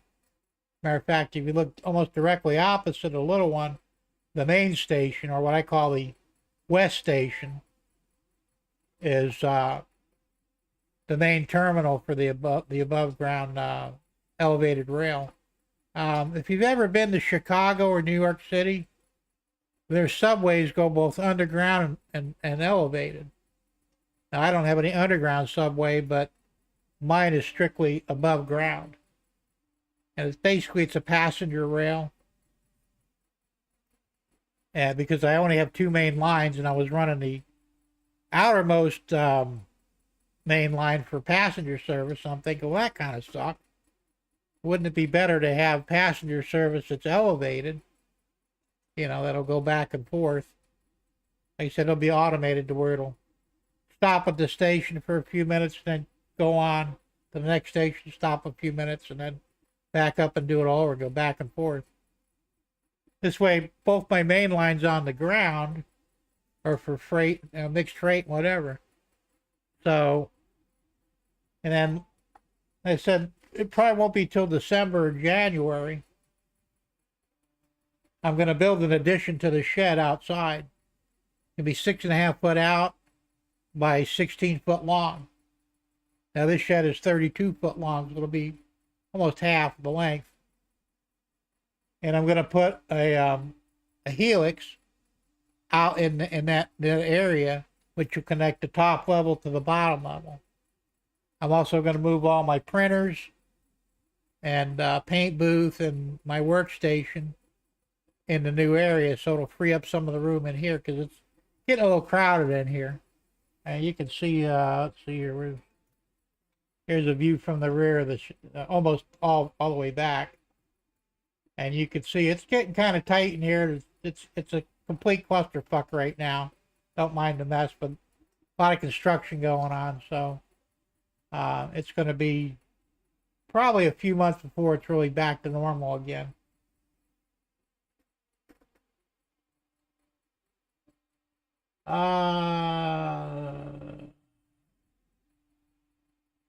Anthony says, I see you've got more of the second level.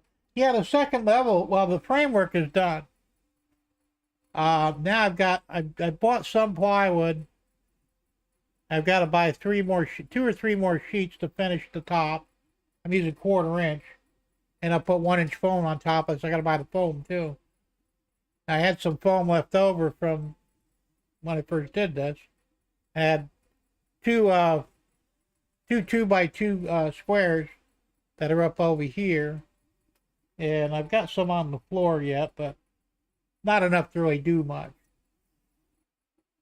And I'm going to set it up like modules where I can slide the 1/4 inch plywood and the foam off, because I'm going to have my, matter of fact, well, let me show you this again. You guys that came in late. Oops, wrong one. This is my half-ass track plan. You can see the lower right is the turntable. Next to that's the locomotive repair shed or facility. Then I'm going to have my my staging yard over that. Of course, this is not the scale. The staging yard is really going to be about 12, 14 foot long. I'm somewhere around there. Then there's areas for a maintenance away facility. I'm going to have an oil field up there with operational pump jacks and some tanks and a refinery I'm going to put up in the top right corner. And then back on the left side all the way down will be the scrapyard, which will be twice the size of the old one. And you can see the line going off to the left there, going off to the end of the sheet.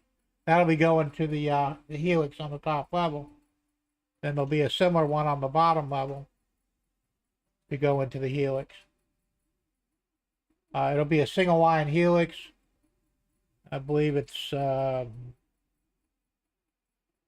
18 inches tall, which is, I think, 6 or 7 sections. I said, you guys will see, I'm going to build that myself. Tom Grasky was nice enough to give me one of the pieces for his, that he had extra, for his helix, so I could use as a template. And I could build my own risers and all that, so I prep my risers. So, but that'll be, like I said, that's a little farther down the road. And let's see, what else is there? The intermodal yard will be probably on both sides of the main line going to the helix. And there'll probably be more track on the left. I'm not sure yet. Also be some track up top.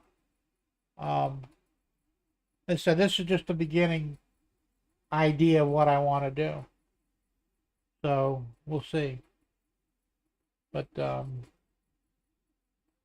yeah, I'm making progress. Like I said, I've been putting more time in actually doing things around here instead of sitting on my ass watching YouTube videos all day.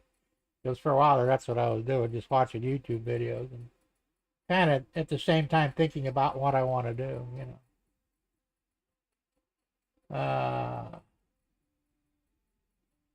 What brand of filament printers do you work with? They're the two filament printers are Anycubic Vipers. I have an Anycubic what's that called? A Photon Mono 2 as my resin printer. And I have a Creality Hallett 1 resin printer. And those are my printers.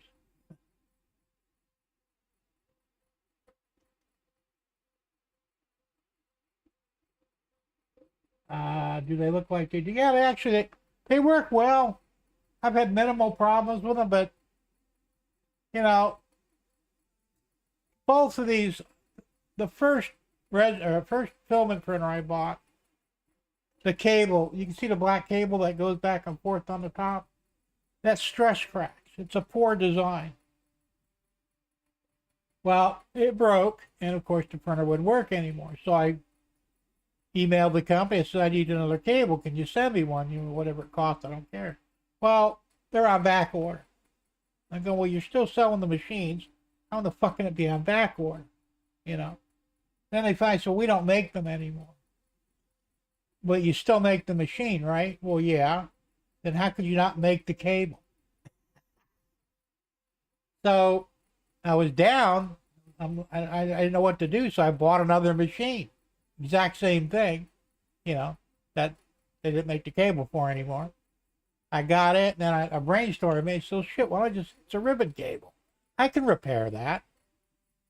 So I got on Amazon. I found the connectors for the ribbon cable. And I had some ribbon cable laying around anyway. Same amount of wires in it. Snap, snap.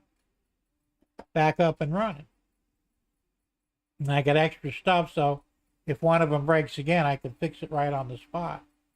That was the biggest problem I had with the filament printers. Now, on the resin printer, the Hallett, the first one I bought worked great.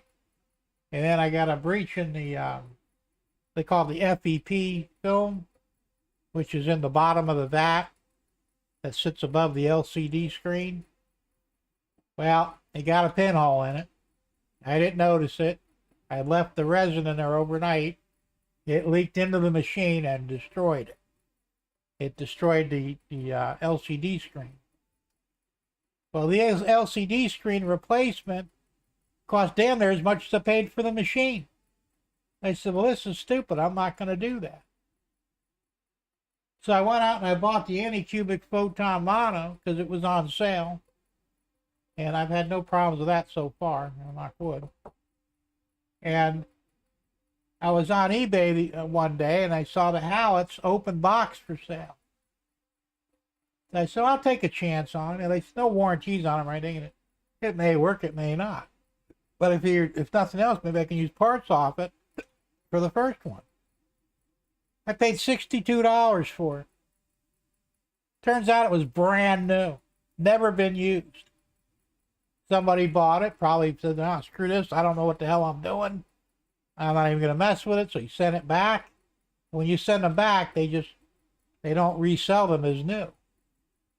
So I got a $150 printer for $62, and it works beautifully. And I still have the old one. Now, you said it needs a new LCD screen, but the LCD screen was $110. I only paid $140 for the machine, or no, $120.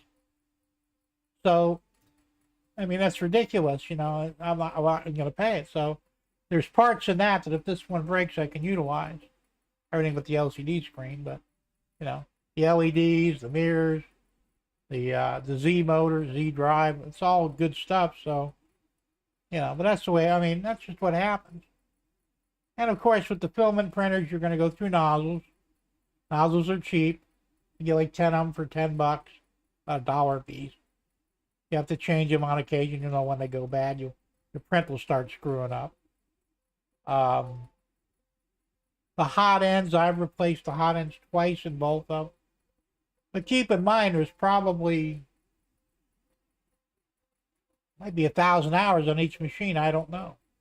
I wish they put hour meters on so I could keep track. But the old one I bought 3 years ago. That's the one where the cable broke on it, but I'm still using it, with the new cable. And the newer one is, I think that's going on 2 years now, maybe. And these things, sometimes they run 24/7, Andy said, I think Jim was on speed last week. Nah, not me, not anymore. Back when I was young, I used to take speed. Kept me awake for, 20 or 24 hours. What the hell? McCarville's back. What did you miss? Oh, everything. Or nothing. Nothing of any importance, I don't think.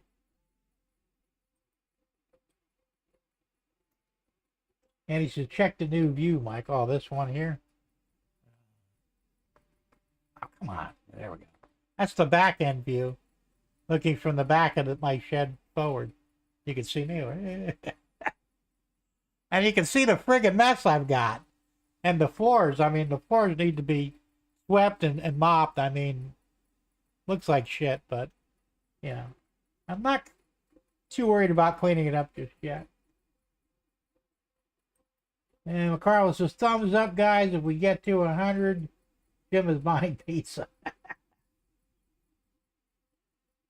12-inch meat feast. There you go. I could use the pizza. I had pizza last week. My wife wants me to buy pizza every Thursday so she doesn't have to cook. I said, that's not a bad idea. I love pizza. It's not the best thing for me because I'm diabetic. But, it means I have to take a little extra insulin when I eat pizza. Hot dog pile in it. Yeah, maybe hot dogs on there for you.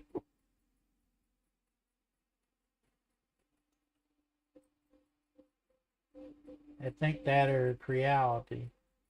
Yeah, the Creality is the Howlett one. That's the one on the...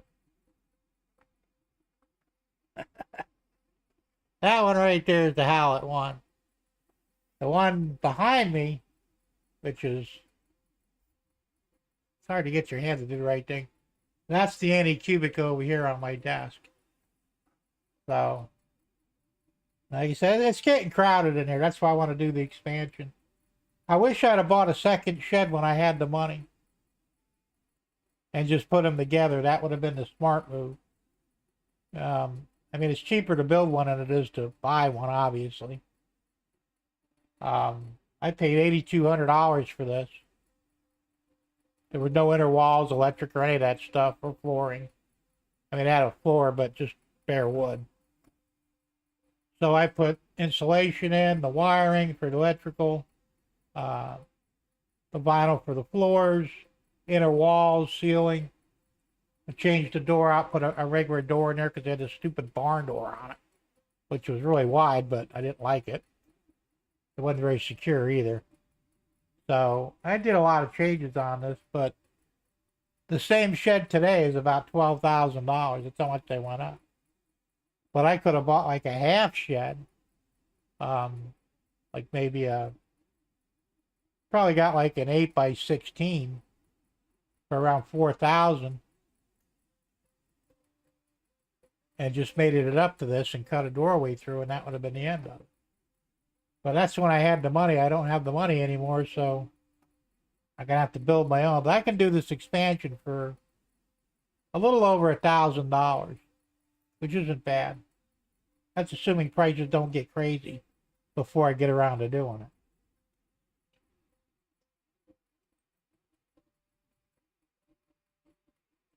Let's see. Like the steam train in the back. Which one? Can you see the steamer from here? I don't see it. I know it's on the right-hand side. Maybe you can see it better than I can. That's the BLI steamer, my New York Central.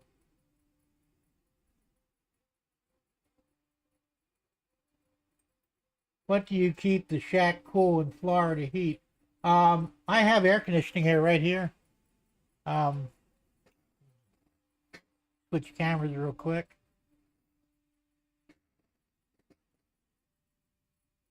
I have a mini split right there. Provides cold air and heat in the winter. That was one of the first things I put in. Because I tell you, it gets damn hot down here. I mean, it's not real bad where I'm at, but still, it gets over 100 at times. And the first thing in the morning, I fire that thing up, and then I've got it set at 70, and it's like ice cold in there all the time. And in the winter, when it gets actually cold, and it does, it'll get down in the 50s, sometimes the 40s. I'll turn the heat on, and we're good to go. So, not a problem. All right, Andy, have a good one, man. Thanks for popping in, and we'll see you next week, and have a good and fun weekend, man.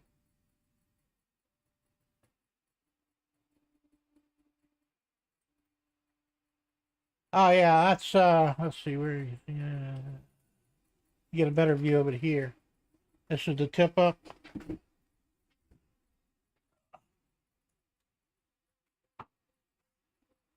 So I'm not finished with that yet. I've got to put the fiberboard on top, lay the road bed and tracks down. I'm hoping to have that done in the next couple of weeks. Like I said, I'm not in too much of a hurry to get things running. I really need to clean up this whole area. You know, it's a big mess right now. It really is. But, you know, that's normal. The tunnel is right here. And I have it lit up. And like I said, I'm gonna cover that, like make it look like a mountain. It really was originally, but because there was a ramp that went over it. I don't have those pictures anymore, but now it's going to be a standalone tunnel, so I'll texture it, make it look like a mountain. I've got nice tunnel portals to put in for it from Woodland Scenics. So we'll get that all straightened out in time, too. Everything is, you know, waiting to be done. And like I said, there's just a lot of stuff all over the place. You can see here under the support, there's a spacer that's off center right now. I got to get it in place and glue it down. That oil piping stuff there, that's just sitting there. Doesn't belong there, and it'll be up top when the time comes. That'll be for refueling the or refilling the oil tankers.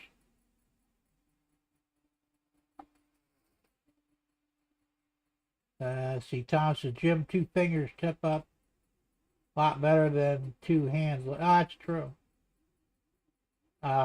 It's a much smaller tip up. It's solid. There's no sideways play in it. And it really is the way to go. So, thanks, Zoe. I appreciate that. I said I just made it out of foam, you know. But I wanted to put lights in it, so I painted the inside black. And it's kind of rough like a tunnel would be. And that's the actual styrofoam. And that was actually the styrofoam that I cut up that one of the printers came in. And it was useful because I was able to utilize it, Didn't cost me anything. So, yes, I'll get it finished too. I've got the foil, the Woodland Scenic foil. It's just called foil, I guess. Scenic foil. And you can make, now I've got some left over. I think I got enough left over to actually reuse on that. It's already painted and everything. It'll look like a mountain, so to speak. So I'll get that taken care of. And then, like I said, I've got some nice Woodland Scenic portals for them.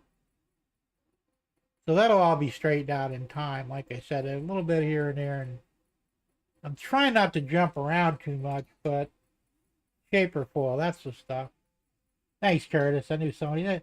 Hey, I can't remember half of this shit anymore. I don't know why. My mind must be going. Or I just don't pay enough attention to it. But yeah, shaper sheets is what it's called. And I think about it. I bought a whole bunch of it because I had a ramp going on this side here, starting from here, going up on a 2-degree radius, all the way around up to the top layout. And the original second level was only about, I think it was 8 inches above the first level. It was so close that I didn't like it. It didn't work well. So I tore the whole shit out and decided I'm going to have an 18-inch second level, 18 inches above the bottom. And the only way to do that was to put a helix in. And the helix, like I said, will be in the outer room when the expansion is done. And Ray has a question on the mini split. Can you just set the temp and let it do its thing without having to cool or heat? Well, yeah, they do. They're on the remote. Get my remote here. They have an auto mode. I don't know if you can see that. Oh, let me change cameras. They have an. That's going to be hard to see. There you go. You can see auto at the top left. If you put it in that mode and just set the temperature, it will maintain the temperature whatever you set. So, like, if it gets real hot outside and you set the temperature, say 78, it'll maintain 78 degrees. And then all of a sudden, the next night it gets cold. It goes down to 50. It'll still keep it at 78. So it'll monitor. It works just like a thermostat, automatic mode. I don't use it for that as a rule because I don't run this thing 24/7. I turn it on in the morning. I turn it off when I leave in the evening. What mine doesn't have, and I wish it did, and I don't think it's even available for this unit, they have a little gadget that's a Bluetooth adapter that you could stick in the head unit, and you could use your phone from any place on the planet to control the mini split. And if I ever get another one, well, I'm thinking about putting these in the main house. Because I have a 4-ton conventional air conditioner, which it works sometimes. There's a lot of problems. It's always giving me problems. I'm thinking, you know what? It's 10 years old. It's pretty much saw its life expectancy. I can't afford to put a new one in because they're about, I think, between $8,000 and $12,000. And the smart move would go with a heat pump because that's what these are. The mini splits are all heat pumps. And they're very cheap to run. I could run this thing and hardly touches the electric bill. I turned the big one on in the house. Well, last month's bill was $441. Yeah. I granted I have a large house, 3,500 square foot, but still. And there's a lot of ways because we're usually either in the living room or the main bedroom. Watching TV or listening to music, whatever. The second bedroom is my wife's playroom. She's more for storage now than anything else until she gets it organized. There's 2.5 bathrooms in the main house. I use the half bath that's off the living room. The one in the master bathroom in the master bedroom, we had a water problem with it. I tore down the wall to fix the pipe. Turns out the damn pipe wasn't in the wall. It was on the outer wall behind it. So I still haven't put it back together. I got the toilet off the the floor, and I've got to put new drywall in, retile it, put the toilet back, and it'll be good to go. Well, like I said, 3 bathrooms, and there's only 2 of us, so it's not really an issue, you know. And the master bathroom has a bathtub, a massive bathtub. I mean, it's like you could put a party of 4 in that, you know. I'm not stable enough to get in and out of a tub. I use the shower in the second bedroom, what I call the second bathroom. So, and Deb uses that too. I mean, neither one of us really use the bathtub, but it's, like I said, it's huge. And I'd actually like to pull it out and put a his and her shower stall in there, to be honest with you. Whether that'll ever happen is anybody's guess, you know. Before I had the stroke, that's what I did for a living. I was a handyman. I did everything except roofing. Plumbing, electrical, carpentry, concrete work, tile work. I know how to do all that stuff, you know, but now it's difficult because my body's not as great as it used to be. You know. Like you said, I can walk, sort of, but that's about it. No,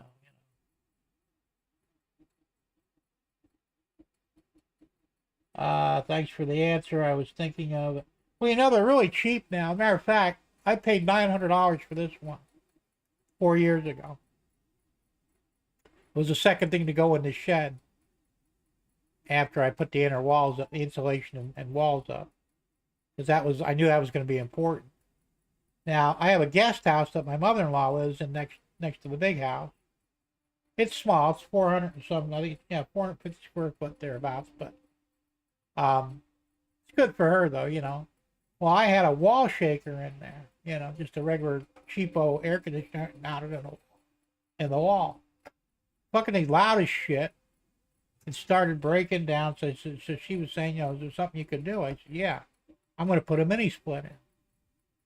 So I bought a mini split. I paid $600 for it. Basically, it's not the same brand, but it's the same thing as this one. The 12,000 BTU, heat and cold. I put it in her apartment. You can't hear the damn things run, which is beautiful. They don't break. I mean, they should last many, many, many years. And it does a good job of keeping her place either hot or cold, whatever she needs. So now I see that they've got them now, the same thing, for $300. I think Amazon has them for $300. So if you want to get one, now's the time to get it. Because I understand that after January, they're going to change out the Freon. And this uses 410A, which most air conditioners use nowadays. Unless you have a really, really old one that runs R22. And yeah, I know air conditioning too, by the way. I used to be an automotive mechanic, and I did HVAC, and I did everything. I was like a jackass of all trades, you know. I really am good at many things. But they're going to go to this new Freon called Y1234. And it's supposed to be like $200 for a pound. All right. The 410A is $100 a pound as a rule. And even the 134A you put in a car, that used to be $1 a pound. Now it's 10. So prices keep going up, and they want to change this. This Y1234 is like a universal refrigerant. And they're talking about changing everything over to it. And consequently, the price of ACs are going to go through the roof. The nice thing about the mini split, it comes with everything you need. You don't really have to do anything to them. Now, I vacuum them down after I run the line sets. You don't have to, but it's a good idea if you have the ability to do it. I have the vacuum unit for it, so I suck them down. But you really don't need to. They keep the refrigerants already in the condenser unit outside. You hook up your line sets, you leak check them, and then you open up the valves on the condenser, and that fills up the whole system with Freon. And you're basically a little bit electrical, and you're ready to rock and roll. Now, both of these, the one I got here and the one in the guest house, are 110 volt units. The one for the main house will be a 220. And I'm thinking about getting a condenser with multiple head units. Ultimately, I'd like to have 3, one for each bedroom and one for the living room. So we'll see how that goes. They're about $2,000 right now, so I may try and get one before January. I don't know yet. We'll see. So he said, I trapped my dog in my room. Why would you do that?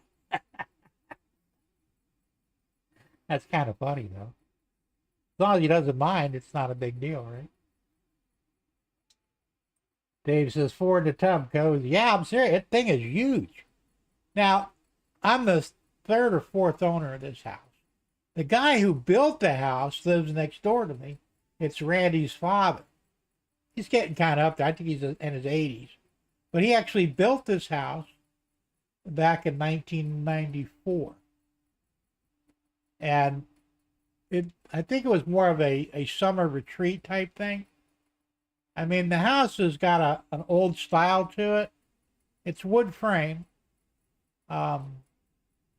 It reminds me of a middle-aged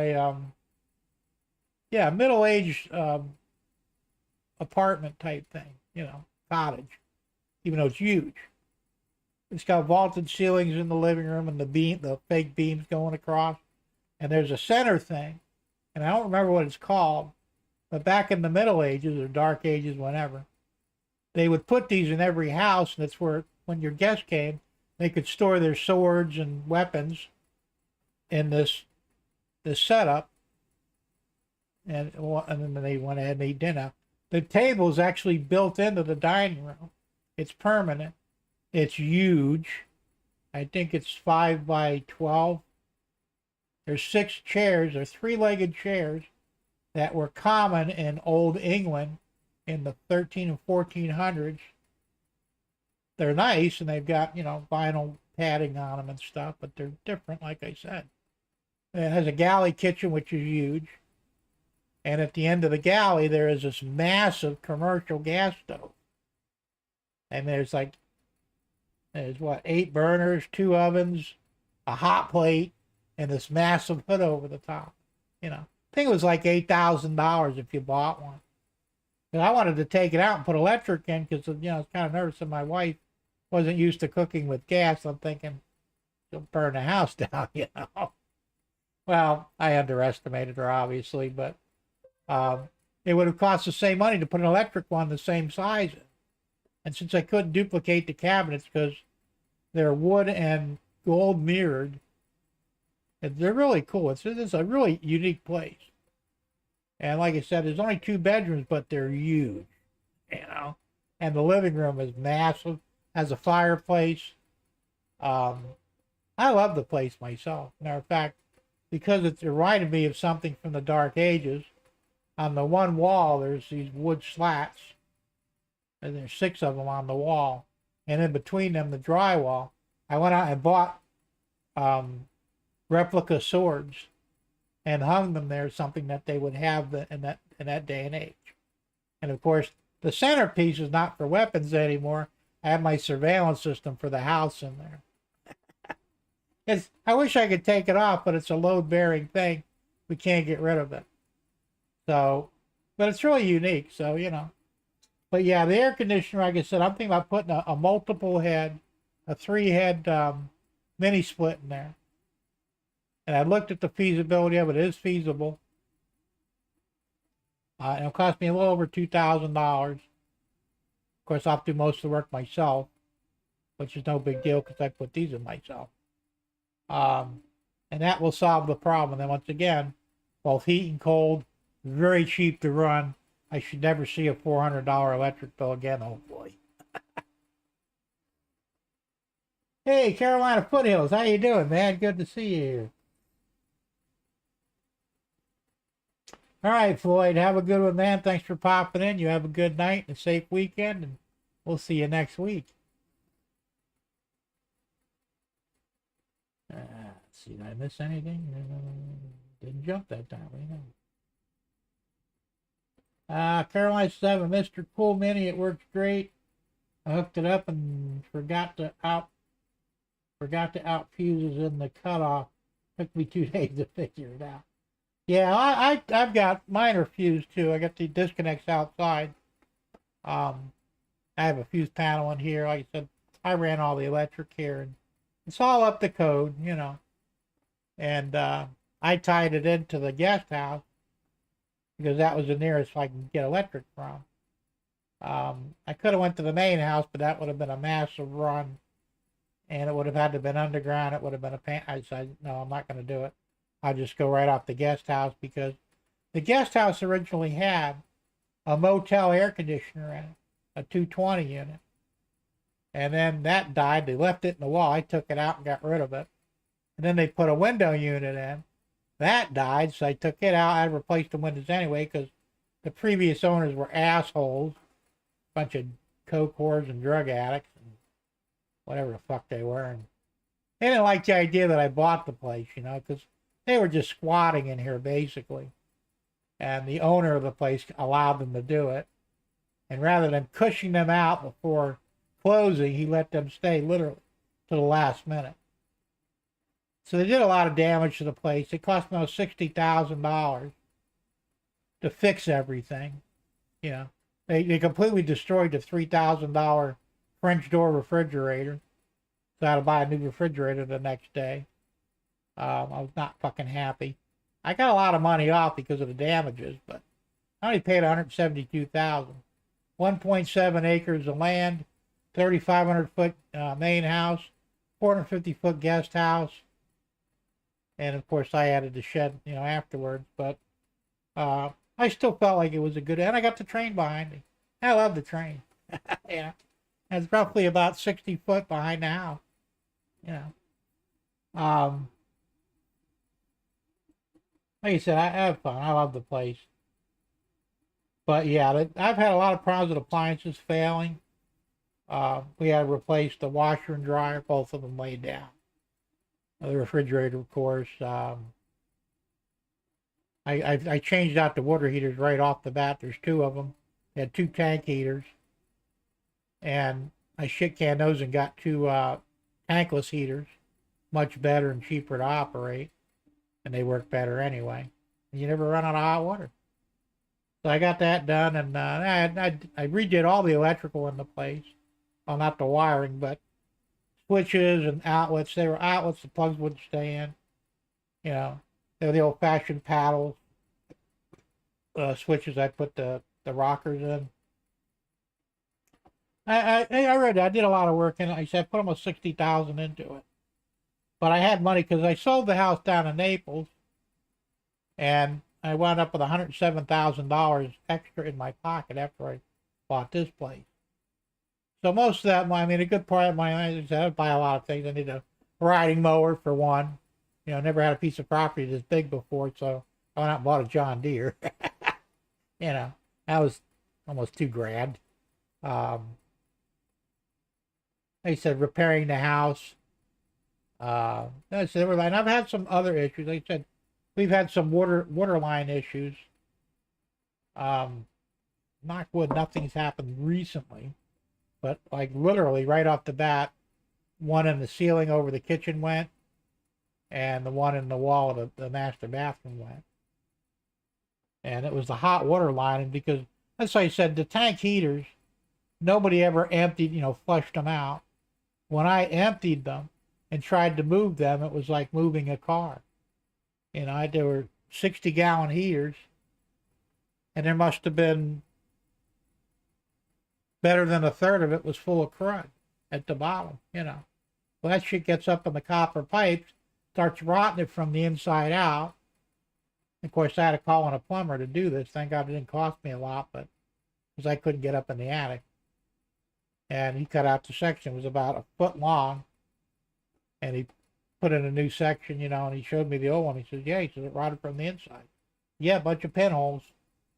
Seen it before, back when I was doing handyman work, so. Yeah, I like it. Like I said, my wife's not crazy about it. She thinks it's too big and too old and too ugly, but, that's the way it goes. And I said, my house, my rules. I like the place. I think the biggest thing is we were in a regular neighborhood. We didn't have a HO or anything, but it was a normal, people everywhere around you. 6 foot between the houses.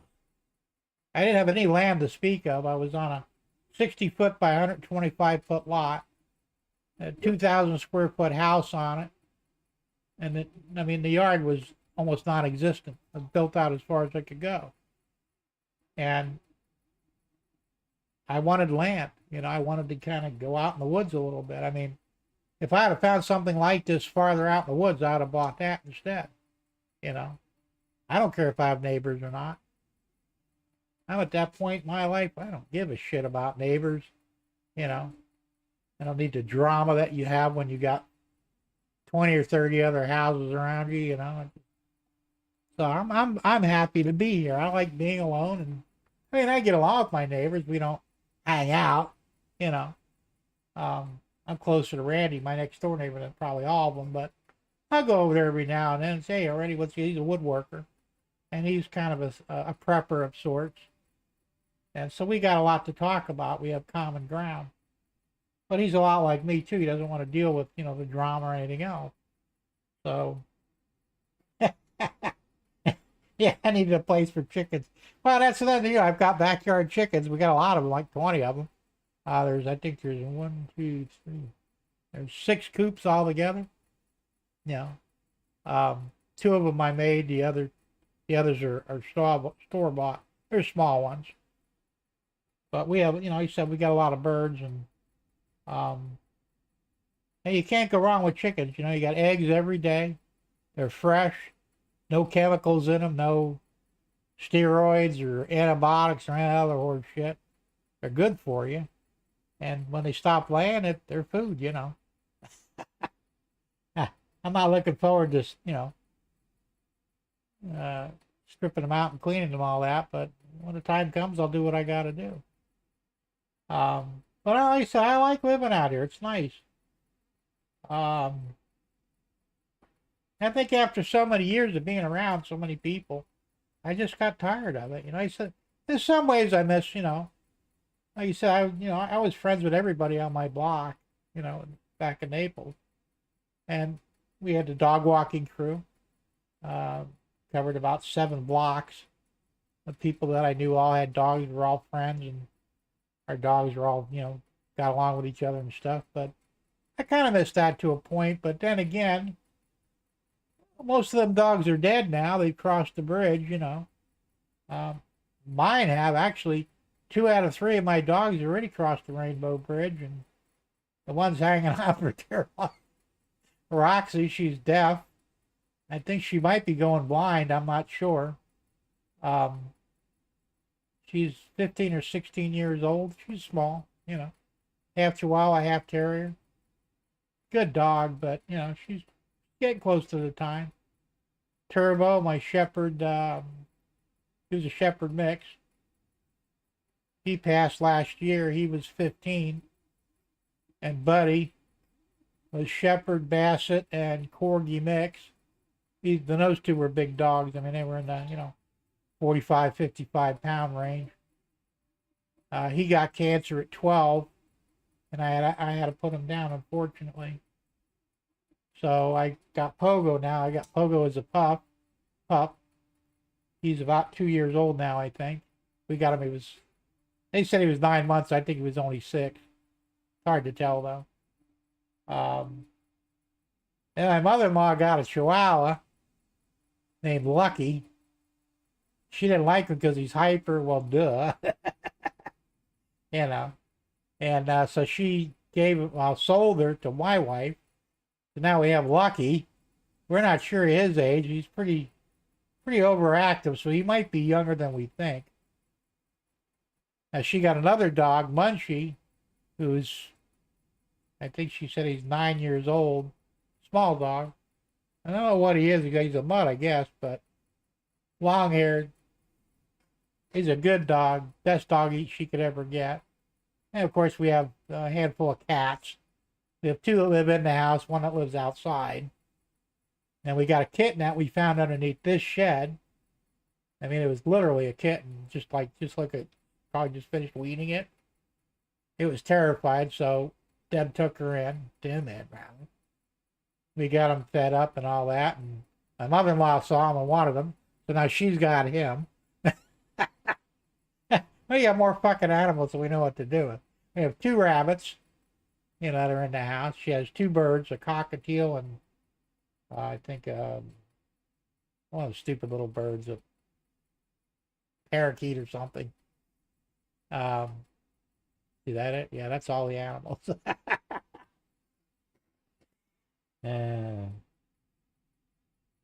It's a little sad. I hate losing a dog, but I'm glad they had a long, healthy, happy lives.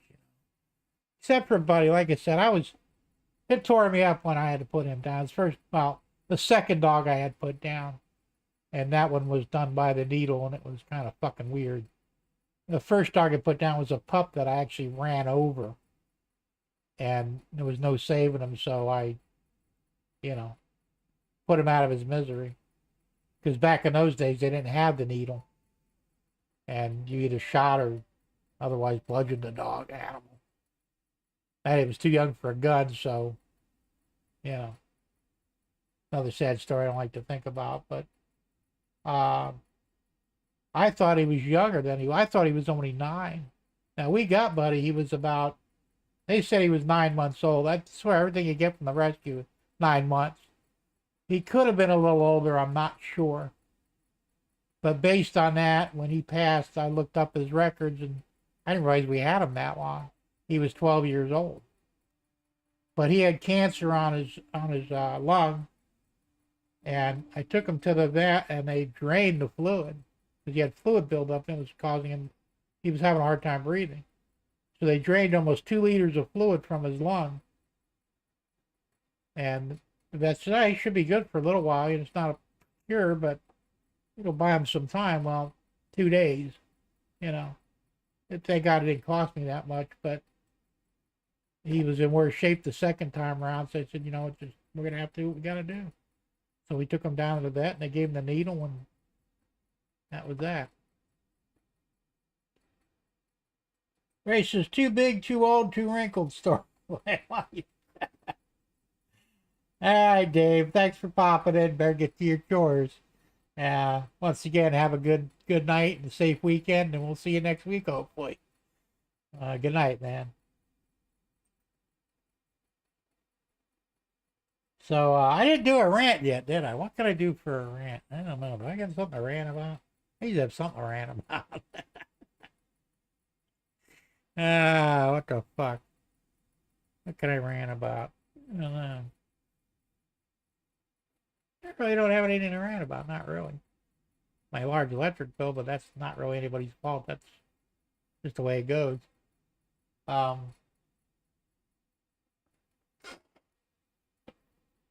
We'll have to make sure the tape's stuck down there real good. NASCAR. Well, at least I don't know much about it anymore because I don't follow it. These days I might get back into it. You never know. Well, one of the things, I get on NASCAR would actually be a good rant, actually. Holy shit, Curtis, your electric bill is over $500? What the hell, man? You live in a mobile home. How the hell can it be that high? Man, you better get a new air conditioner. That's probably what's running your bill up. When they get up that high, it's time for a new one. You might want to invest in a mini split. You can get a mini split for less than what it costs for your electric bill. And you'll watch your electric bill probably drop down to $100. That's crazy. That's something to rant about there, I guess. Right? NASCAR is kind of funny because years and years, it's probably been 30 years since I really watched the races, I don't even remember half of the guys, that were running at the time. That's how long it's been. I know one of the problems, I got pissed off because they put the limiters, what they call them, the limiter plates in them. So they would keep them all even, and I'm going, well, that's bullshit, they were trying to limit their speeds. What are they doing, 160 somewhere around the track? Hell, they do 180, let them do 180. They can do 200, let them do 200. Is it an unfair advantage? Not really. I mean, there's two things you want in NASCAR. You want good drivers and you want fast cars. If you make them all the same, then what the hell's the point of watching it? You know? Then you're basically just waiting for somebody's car to break, and that guy's not going to win the race. Because, you know, in every race, cars break down. It's just par for the course. So putting those limiters in there, those throttle limiters, limiter plates, I can't remember what they're called, to make them so they all ran about the same speed. It's like, well, what the fuck is the point of it then, you know? And you just got a bunch of cars going around in circles, waiting for somebody to break down. Whoever doesn't break down might win the race. And if you were in the lead, chances are you were going to stay in the lead because the other guy didn't have enough power to overtake you. You know? To me, that just sounds bullshit. I mean, I wasn't happy about that at all, you know? So, I don't know. Be right back. My parents are being annoying. They're probably mad at you for locking the dog in your bedroom. I gotta mess with you a little bit. So I think that was really when I started losing interest in NASCAR. And then, of course, now you got all the politics involved in it, you know. Like that one driver, the black driver, you know, supposedly saw a hangman's noose in his garage, which turned out to be a garage door pull, you know. I mean, it's, yeah, restrictor plate. That was the word I was looking for. Well, yeah, I know that, Carolina, but still, it throttled everybody down. I mean, look, the whole point of it, the whole point of watching the race was to see how fast they could go and how good they could drive, right? I mean, yeah, if you wound up becoming an airline pilot, that sucked, but, you know, I mean, they would self-regulate at that point, you know. If you had a car that could do 215 on the straights without leaving the ground, then you did it. But if it started to leave the ground or you lost traction, you know enough to limit yourself by not going that fast. You know, that's where, you know, experience and a pro driver comes in, knowing what the hell you're doing. You know, forcing them to maintain limited speeds, it seems very unfair, you know.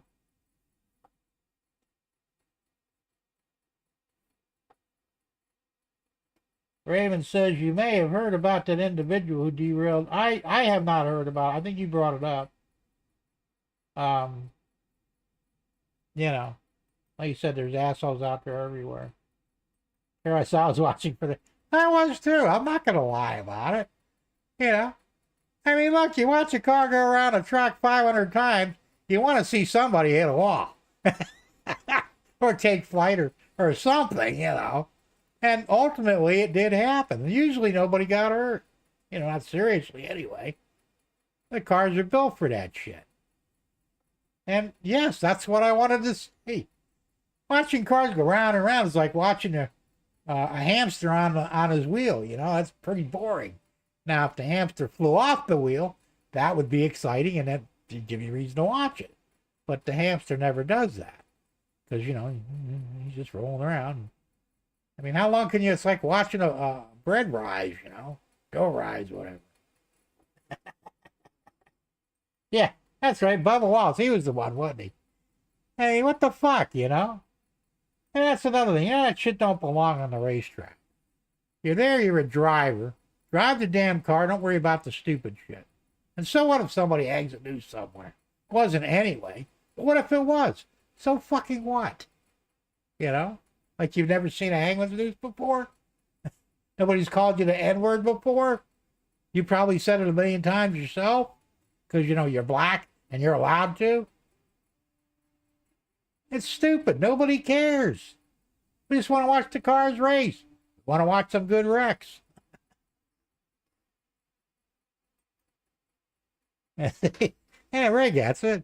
Yeah, Jim, I agree. It was how fast the driving ability. Now they drive on a loop for hours. That's true. It's boring as shit. You know? I mean, every now and then you get a crash, but, you know, not really, not like they used to, because they're trying to make it so safe that nobody's going to get in a wreck. It's like, well, what's the point of watching it then? It's why people watch hockey.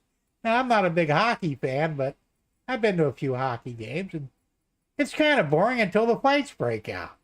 You want to see a couple of, knuckle sandwiches and maybe a few teeth flying or something. That's what makes the game interesting. 99% of hockey enthusiasts want to see fights. That's why they watch it. Otherwise, it's a bunch of guys on skates kicking a ball around or a puck around on ice. How fucking interesting can that be, But nobody likes to admit the obvious and the truth, unfortunately. It's a damn shame because that's what it's about. That's why, I was never big into football because football, every now and then they'll have a fight, but it was rare, My dad was a massive football fan. He lived for football, And he kind of wanted me to be a fan too, but I just couldn't get into it, I watched a few games with him. When I was a kid, he used to take me to the high school games, because that was all we could afford, and back in the day. And they were kind of interesting, but once again, it was kind of boring. I just couldn't get into it. And that got taken over by money too. It was back in 1990, somewhere in the early 90s. My dad's birthday was coming up, and he said, well, I'd really I'd like to go see a football game. So I was going to get him tickets to the Orange Bowl down in Miami for Super Bowl, because his team, the Dolphins, were playing that year. And I thought, man, that would be cool. I mean, that would suck for me, but I'll do it just because, because I love my dad, and I wanted to do something special for him. Yeah. Well, fucking tickets at the fucking nosebleed were $2,000 each. And then I'll do the nosebleed section either. I want to be down near the ground. Well, those were like $6,000-$7,000 per ticket. Yeah, well, Dad, that ain't happening. Yeah, that's just fucking crazy. Spend that kind of money on a ticket to watch people throw a ball around.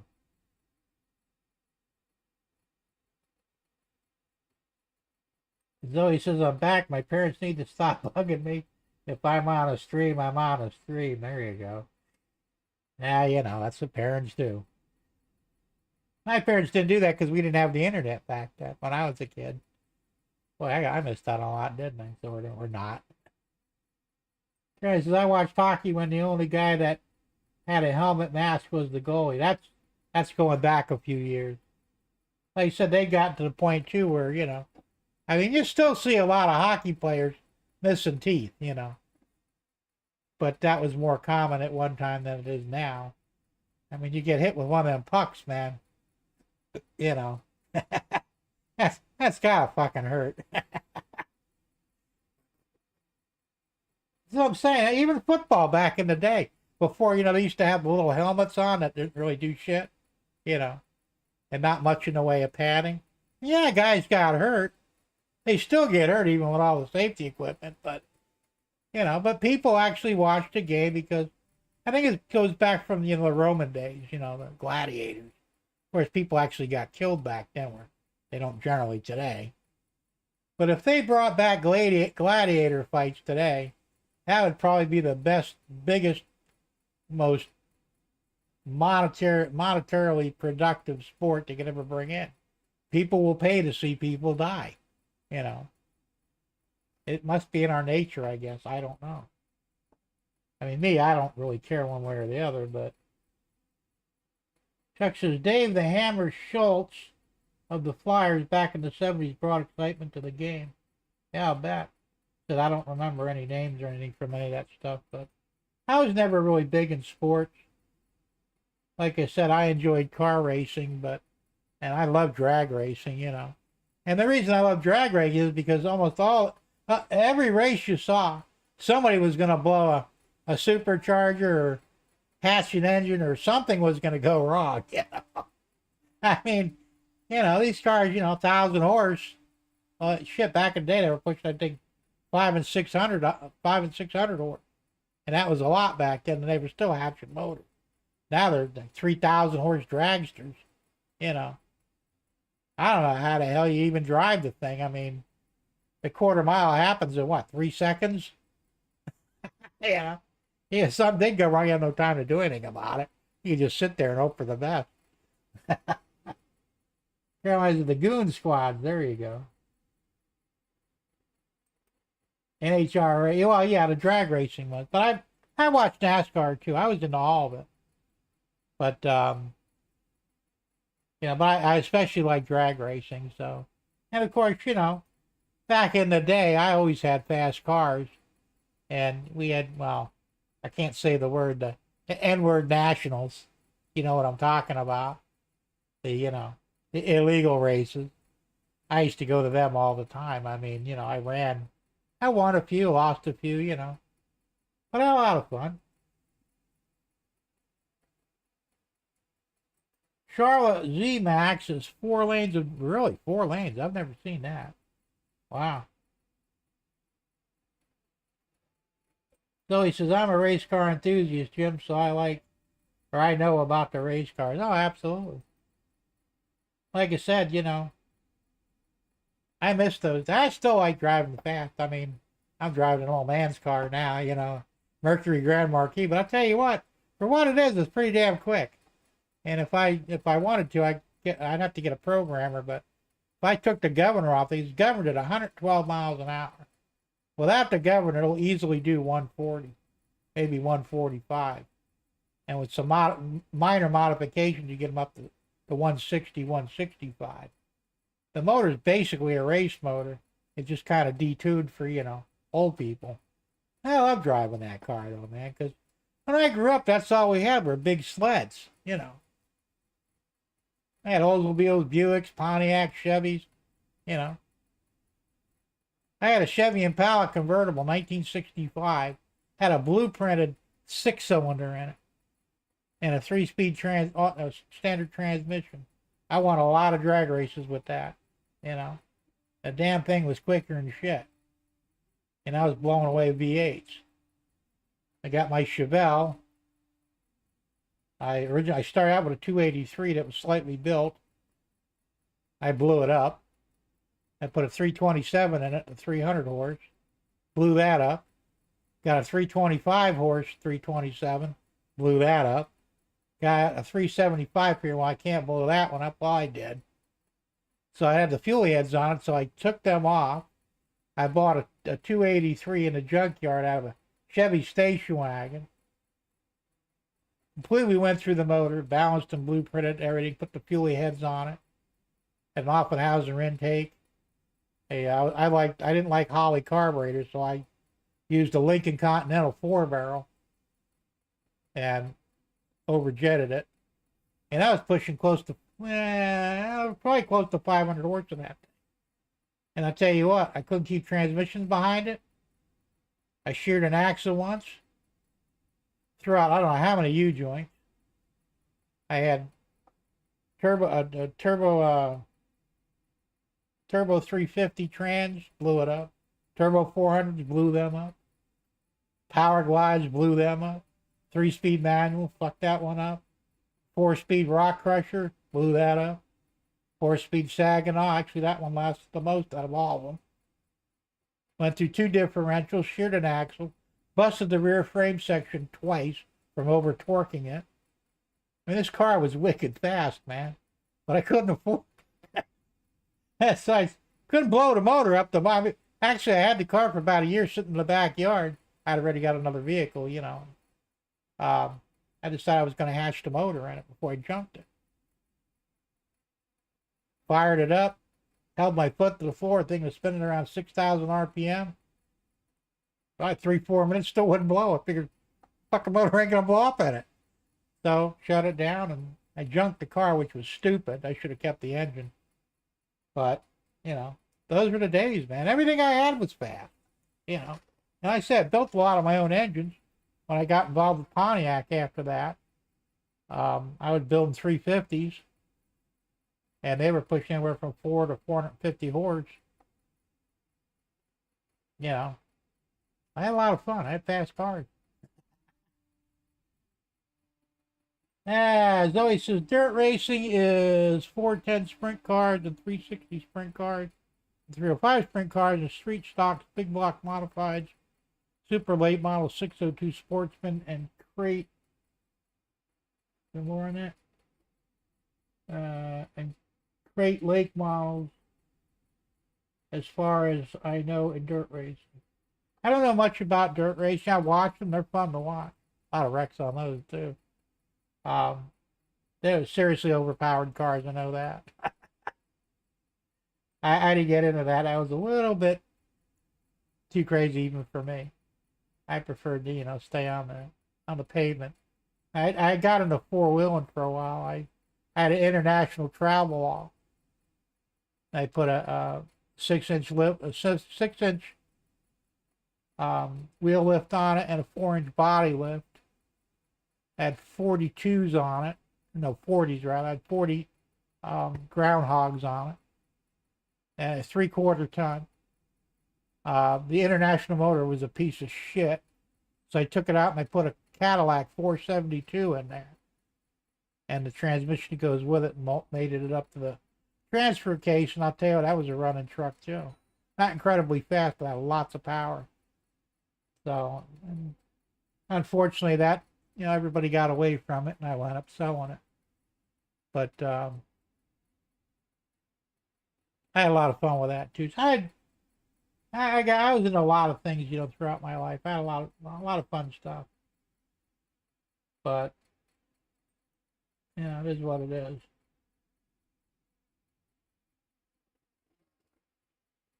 Do you know the world of outlaws? No, I don't think so. Not familiar with that. Remember, I'm an old guy, man. Not real old, but old enough. Yeah. Be 65 next month, man. Be an official old fart. Hard to believe that I've gotten this far, man. I really, when I was 16, I didn't think I'd see 18. And when I hit 18, I didn't think I'd see 20. Or 21, actually. And at 21, I said, well, shit. Probably live forever if I've gotten this far. And I lived dangerously mostly, and, didn't do anything illegal or anything like that, but like I said, I love the race cars. Never had a fear of, the fastest I ever driven a car was actually a Dodge Viper, and I did 198 in it. I was shooting for 200, but I got a damn vibration in the car, and it kind of scared me a little bit, so I backed off. So my personal speed record is 198. Prior to that was 165 in a Corvette split window Stingray. That actually drove down a residential street. I said I was kind of crazy in the day. There are 410 sprint cars here. Yeah, I'm not familiar with them at all.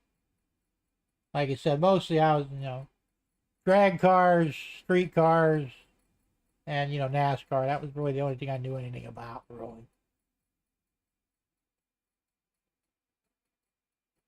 Raymond says, Cumming engines are a staple in America on my watch list. On my watch, at least. Yeah, they're a good motor, the Cummins diesel. Expensive, though,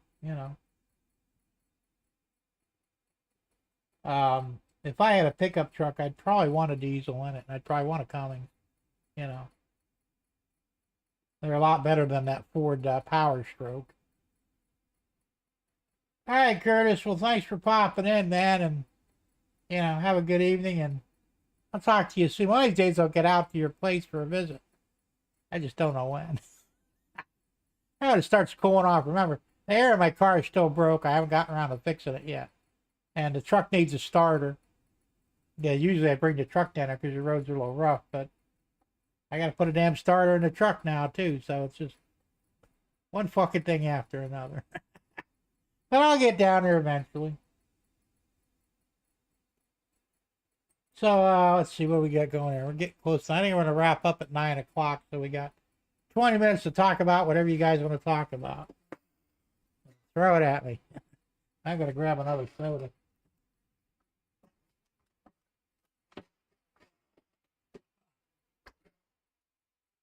Oh, man.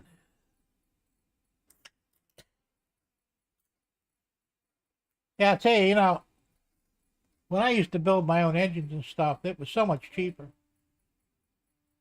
It's that 450 horse Pontiac 350 that I built, and it cost me around $1,200 in parts, And I did most of the machine work myself. They said I had the crank turned and all that, but balanced. But you try and do that shit today, you're looking at ten to $20,000. Even if you worked on the same motor. They said those were carburetors. This is kind of really before fuel injection. Now, the 4.2, it's 4.2 liter engine of my Grand Marquis, which is a small V8. It's only 278 cubic inches, I think. But it's literally built out. I mean, you can't do much to it except larger injectors, and you can get a bigger, I can't remember what it's called now, air intake thing, throttle body. I mean, yeah, you could put cams in them and stuff like that, but it would cost you a fortune, Now, mine has 2 cams. They have some engines, the same motor, like the police cruisers, interceptors. They have 4 cams in them, dual overhead cam. And I'm not a big fan of that anyway, because you're not, the power to weight ratio doesn't really work out, You're throwing 2 extra cams in there and extra valves, and you're not getting much in the way of horsepower for the weight of the parts and the cost of them. So I would just assume I'm settled with the dual overhead cam is fine, But I mean, you can get a crate motor. I've seen them crate motors for $5,000. No externals on it, but the basic block and head. Lower end and top end. No intake or any tin on it or anything, but that's not too bad. But it's still a lot of money for what it is, Hell, I used to buy Chevy small block crate motors, 350s for, $900. I mean, I'm sure they're not that cheap now, but back in the day they were very inexpensive.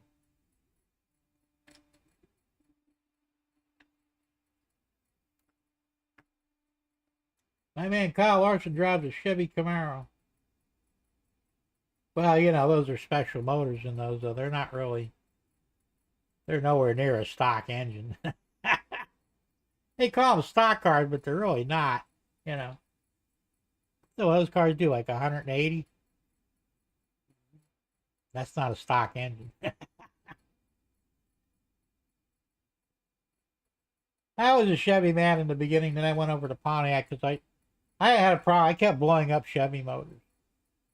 Because I was crazy. I mean, do a 7,000 RPM clutch dump. Things usually broke. And I still did it just because it was fun to do. The Pontiac seemed to be a better built motor, and the overall car was built better. And I could really abuse the shit out of it, and it didn't really break on me. Why? I have no idea. Just a better built, thing. So I kind of got away from the Chevys and went to the Pontiac. I had a Pontiac Le Mans, 73. I had a 76 Le Mans. I had a 73 Grand Prix. I had a 65 Grand Prix. Or 67. I don't remember 65 or 67 now. I bought that for $25 at the junkyard. Had the 428 HO in there, but it blew the motor up. Somebody did, and so I put a 350 in there, and that was a good running car too for a big sled. But I liked the Pontiacs. They were good cars, back in the 70s. And, the 60s were good too, but they were harder to find. What I really wanted was an Olds 442. But they were starting to get up in price, sort of. They had a guy, this is back in mid 80s, I think. Guy had it was a 71, Hurst Olds 442 convertible, completely restored. He wanted $1,200 for it. I should have bought the damn thing. Worth about 80,000 now, you know. But I thought that was a lot of money back then. I said, nah, I'm not paying $1,200 for an old car, you know. So he says, I love GMC and Chevy. They're a lot better than Ford and Toyota. Well, they're on the shit list now. You've heard about Toyotas. Their motors are all blowing up. And they're doing something wrong, you know. That they're junk. I mean, you couldn't give away a Toyota now. They used to be a top-notch car. The Fords, I think, is the same problem. Now, I never really liked Fords, but I have a Ford Ranger, a 2003 Ranger. I bought it used. It's a great truck. Said the starter just went out. It has 251,000 miles on it. 250,000 miles. And the starter, which was original, just now went out in it. So that's not too bad. But my Grand Marquis is at 04, has 92,000 on it now. Original, I'm second owner. My dad was the first. When I got the car, he got Alzheimer's, so I had to take it away from him because he couldn't drive anymore. They pulled his license and everything. Had 13,000 miles on it, and I got it in 2010. He wasn't hardly driving it. So, but I was taking him to doctors and out and this and that, and I racked up a lot of miles on it real quick. Well, last year, I was coming back from Naples for a doctor's appointment, and the AC let go on it. And I can fix it. I don't want to, but I can't afford to pay somebody. So I'm kind of, dragging my ass on. I got a new compressor for it and everything. I just got to get off my ass and just get in there and do it. But that's the only real problem I've had with the car. I mean, and the paint job sucks, They were machine paint jobs, robots painted them. They fall off. I mean, I had the car repainted. I should have known better. It was too cheap. And the guy made a fucking mess of my car. It looked good for about 3 months, and then they started falling off again. And it wasn't even machine painted, so I'm going to have it professionally painted one of these days. But other than the paint job looking like shit, the interior is pretty decent and it's pretty clean. Everything works now except for the AC, which I'll have that fixed soon. And it's not even broke in yet, So I should get easily 200,000-300,000 miles out of it. And it's the last of the old sleds. This thing is huge. It's got a frame under it. I don't think anything but the trucks now have frames under them. All the cars are unibody. You get in a wreck, you're probably going to die. Now I try and avoid wrecks, but you know what I'm saying. So Raymond Anthony says, I'm sticking to Chevrolet. Well, nothing wrong with that. But, they're just not that good anymore. I mean, yeah, exactly, Ray. Those days are gone. The problem today is the cars are too high-tech. And one of the things I got a problem with Ford, now I would never own a new Ford. The Fords are junk as far as I'm concerned. Now they are. My Lincoln Mercury, which they don't make Mercury anymore either. Remember, they shit-canned them. But the Ford variant was the Crown Victoria, which is basically the same car, same frame. And just some minor details on, on what things, the grill differences like, but basically the same car. But about 2009, they started going to shit. And I'll tell you why. Electronics. Yes, I have a computer in mine. I've got fuel injection, I got all the good stuff. But there's no black box in mine. Too old. And from 2009 up, they put black boxes in them. They were buried. So when you got in a wreck, the insurance company would extract that box. It was just like the black box on an airplane. Tell everything that happened a few minutes before the accident.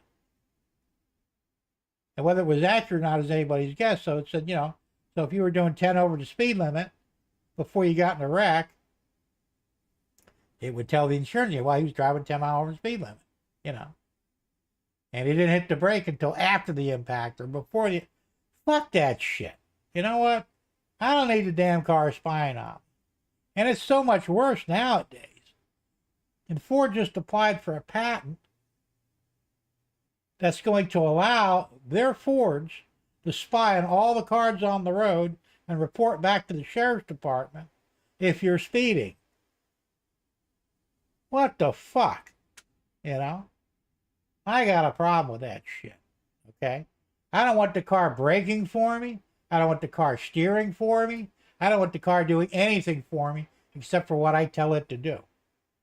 You know? If I want to be chauffeured around, I'll hire a limo. But I want my car, I want to be able to get in it and drive it the way I see fit. I will determine when I need to hit the brake. I'll determine whether I want to change lanes or not. I don't need the car telling me I can't do it. You know. My ex-wife bought a brand new, what the hell was that thing? It was a Ford, I think. One of their fancier ones back in a couple, 3 or 4 years ago she bought. So she says, "It's come with a book like this. And all the electronics and the features. And it tells you how to disable a lot of the stuff, like the auto braking, the automatic lane stability thing or whatever, traction control. But the problem with all that stuff is most of it defaults back to on when you turn the car off and turn it back on. So then you got to spend another 15 minutes turning all that shit off again. You know? You're driving down the road and you see something happen in front of you and you have a choice. All right? Slam on the brakes, you'll probably slide into the car in front of you that just fucked up. Or you got an opening on the left or right, so you're going to swerve around it. Well, the anti-lane changing system won't let you do that. It'll fight you. Because it doesn't care if the car in front of you fucked up or not. All it's telling you got to stay in your lane. What if you don't want to stay in your lane? See what I'm saying? These so-called safety devices, they're not safe. And I don't want none of that shit in any of my cars. So I don't plan on getting anything newer than what I've already got. 04's, like, maybe I'd probably get like an 06 or an 07 if I found a good deal on a low mileage one. And I actually did look for one when I had the money. I wanted to get a newer Marquis, but I found 07s, 06s rather. They were only, $5,000-$6,000, but fucking things had 200,000 miles on them. Well, shit, mine's only got, at the time, only had 86,000 on it. Why would I shit can my fairly new car, as far as mechanically, for an old beater that just looks nicer? You know? It just doesn't make sense.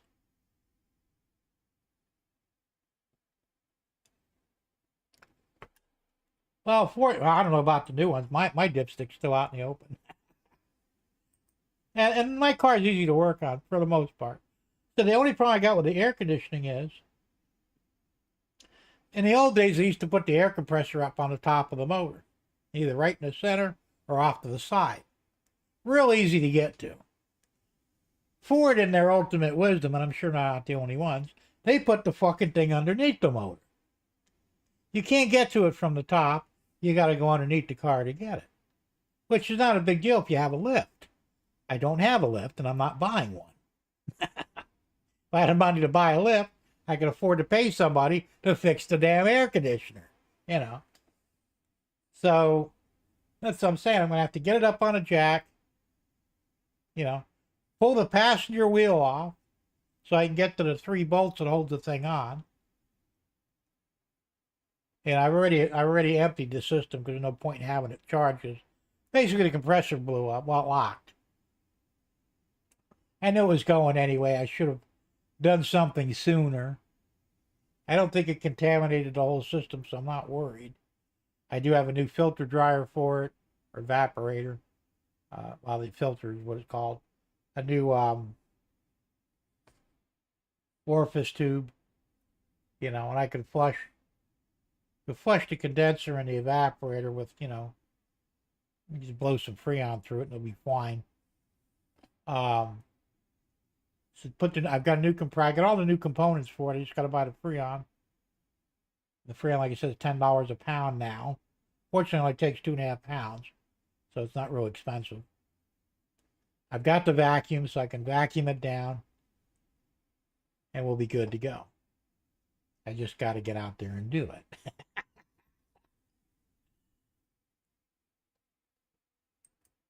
Right, so same here, Jim. Peeps have no clue how to drive. They think well, that's another problem too. If you're banking on the car stopping so you don't slam the car in front of you, it may most of the time, but what about that one time it don't? You know?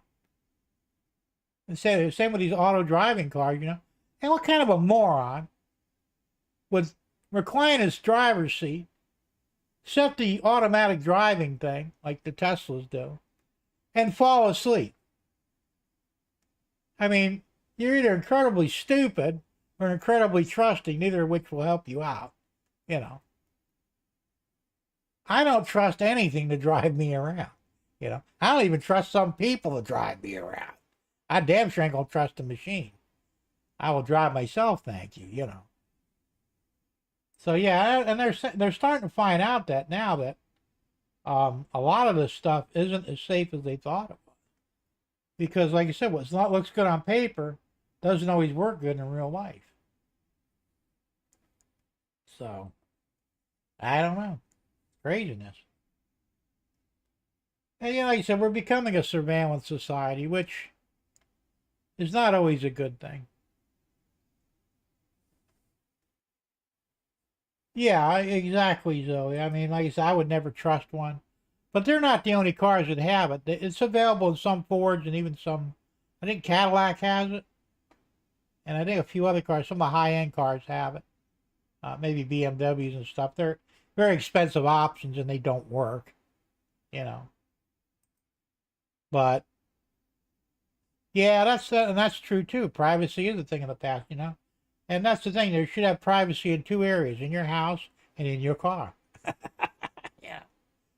And hopefully in a private bathroom. You know, I mean, thank God, at least, you know, it's still illegal to put cameras in public bathrooms. And I hope it stays that way because that's ridiculous. I mean, look, you want to look at me, knock yourself out. Your eyes, man, you know. I can't be held responsible if you go blind, you know. But, you know, but this is what's happening now. I mean, yeah, privacy is important. And it should be. But they're trying to get us away from it. I mean, they're blurring the lines between men and women, you know. And that, I think, is the biggest reason why, is the privacy issue. Yeah. If they want men to share bathrooms with women and vice versa, and dressing rooms and whatever, they're basically saying, well, we're going to eliminate your privacy there first, and then later on we'll bring the cameras in, you know, so we can watch you in different states of undress or whatever. Because apparently our government's full of voyeurs. They're full of something anyway, you know. They're a bunch of fucking retards and reprobates and there's a whole bunch of names I can think of them.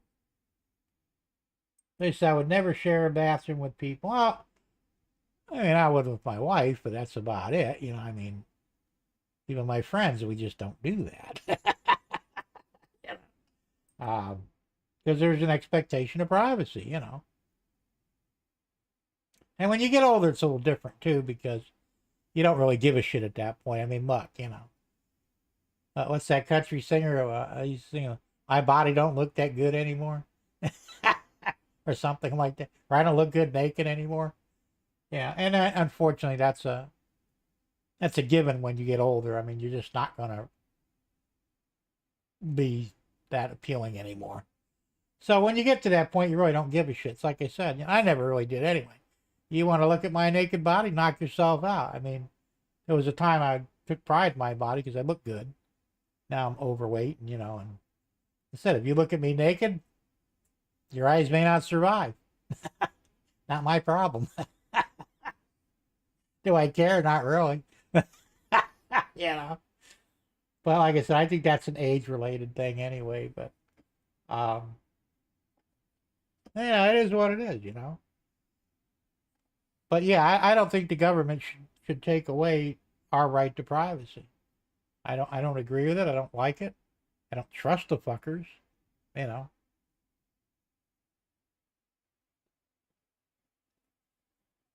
Not that I care what they think.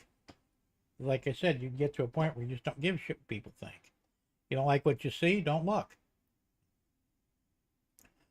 But, you know, like I said, it's just crazy.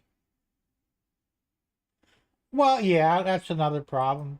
Everybody's nosy these days because they can't mind their own fucking business. Yeah, no respect for privacy. You're right. It's unfortunate, but it's very true. Our society is really getting past the point of no return, I think, to some degree. Now, you look pretty young. I don't know how old you are, and I'm not going to ask you. But, you know, I assume you're probably in your 20s or maybe even in your teens. I don't know. But I'm a bad judge of age. But, you know, it's... When you get to my age, I don't know what the hell the world will be like. I really don't. Are you 16? Okay, yeah, you're pretty young. Yeah, I remember when I was 16. Boy, that's like forever ago.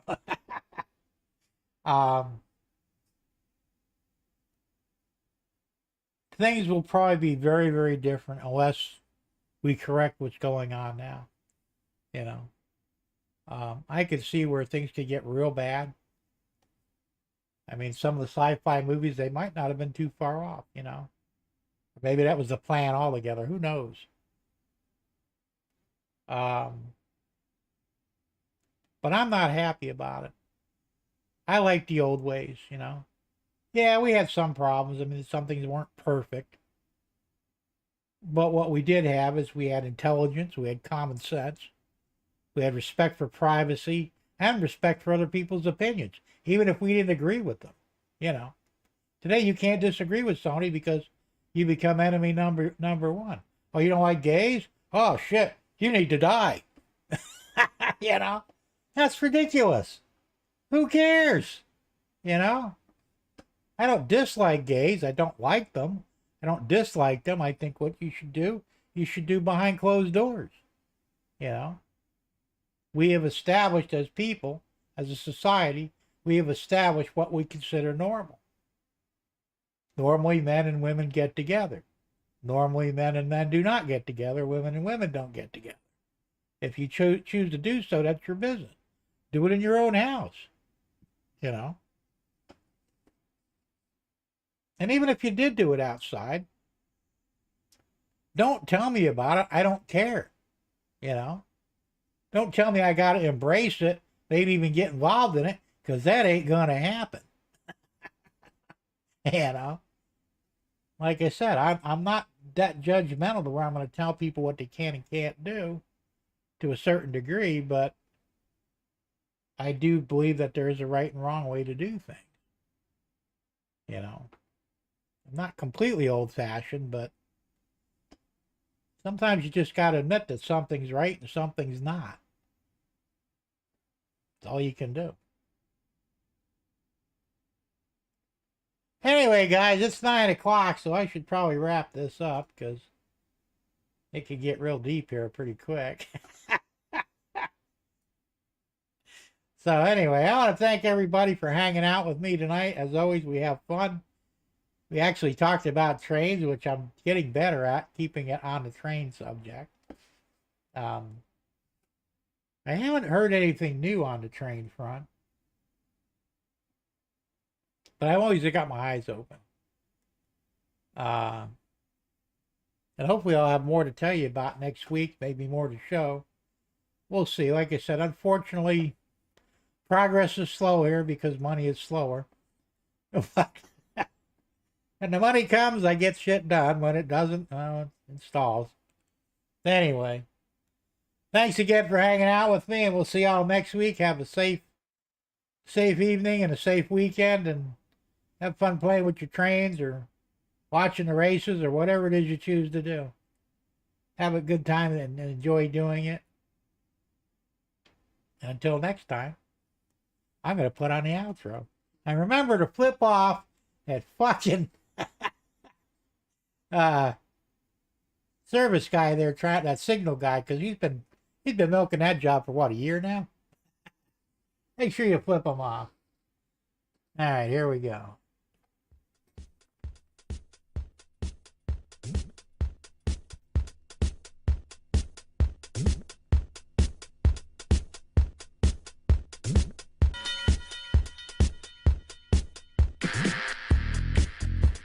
Give me a few minutes, Tom, and then give me a call.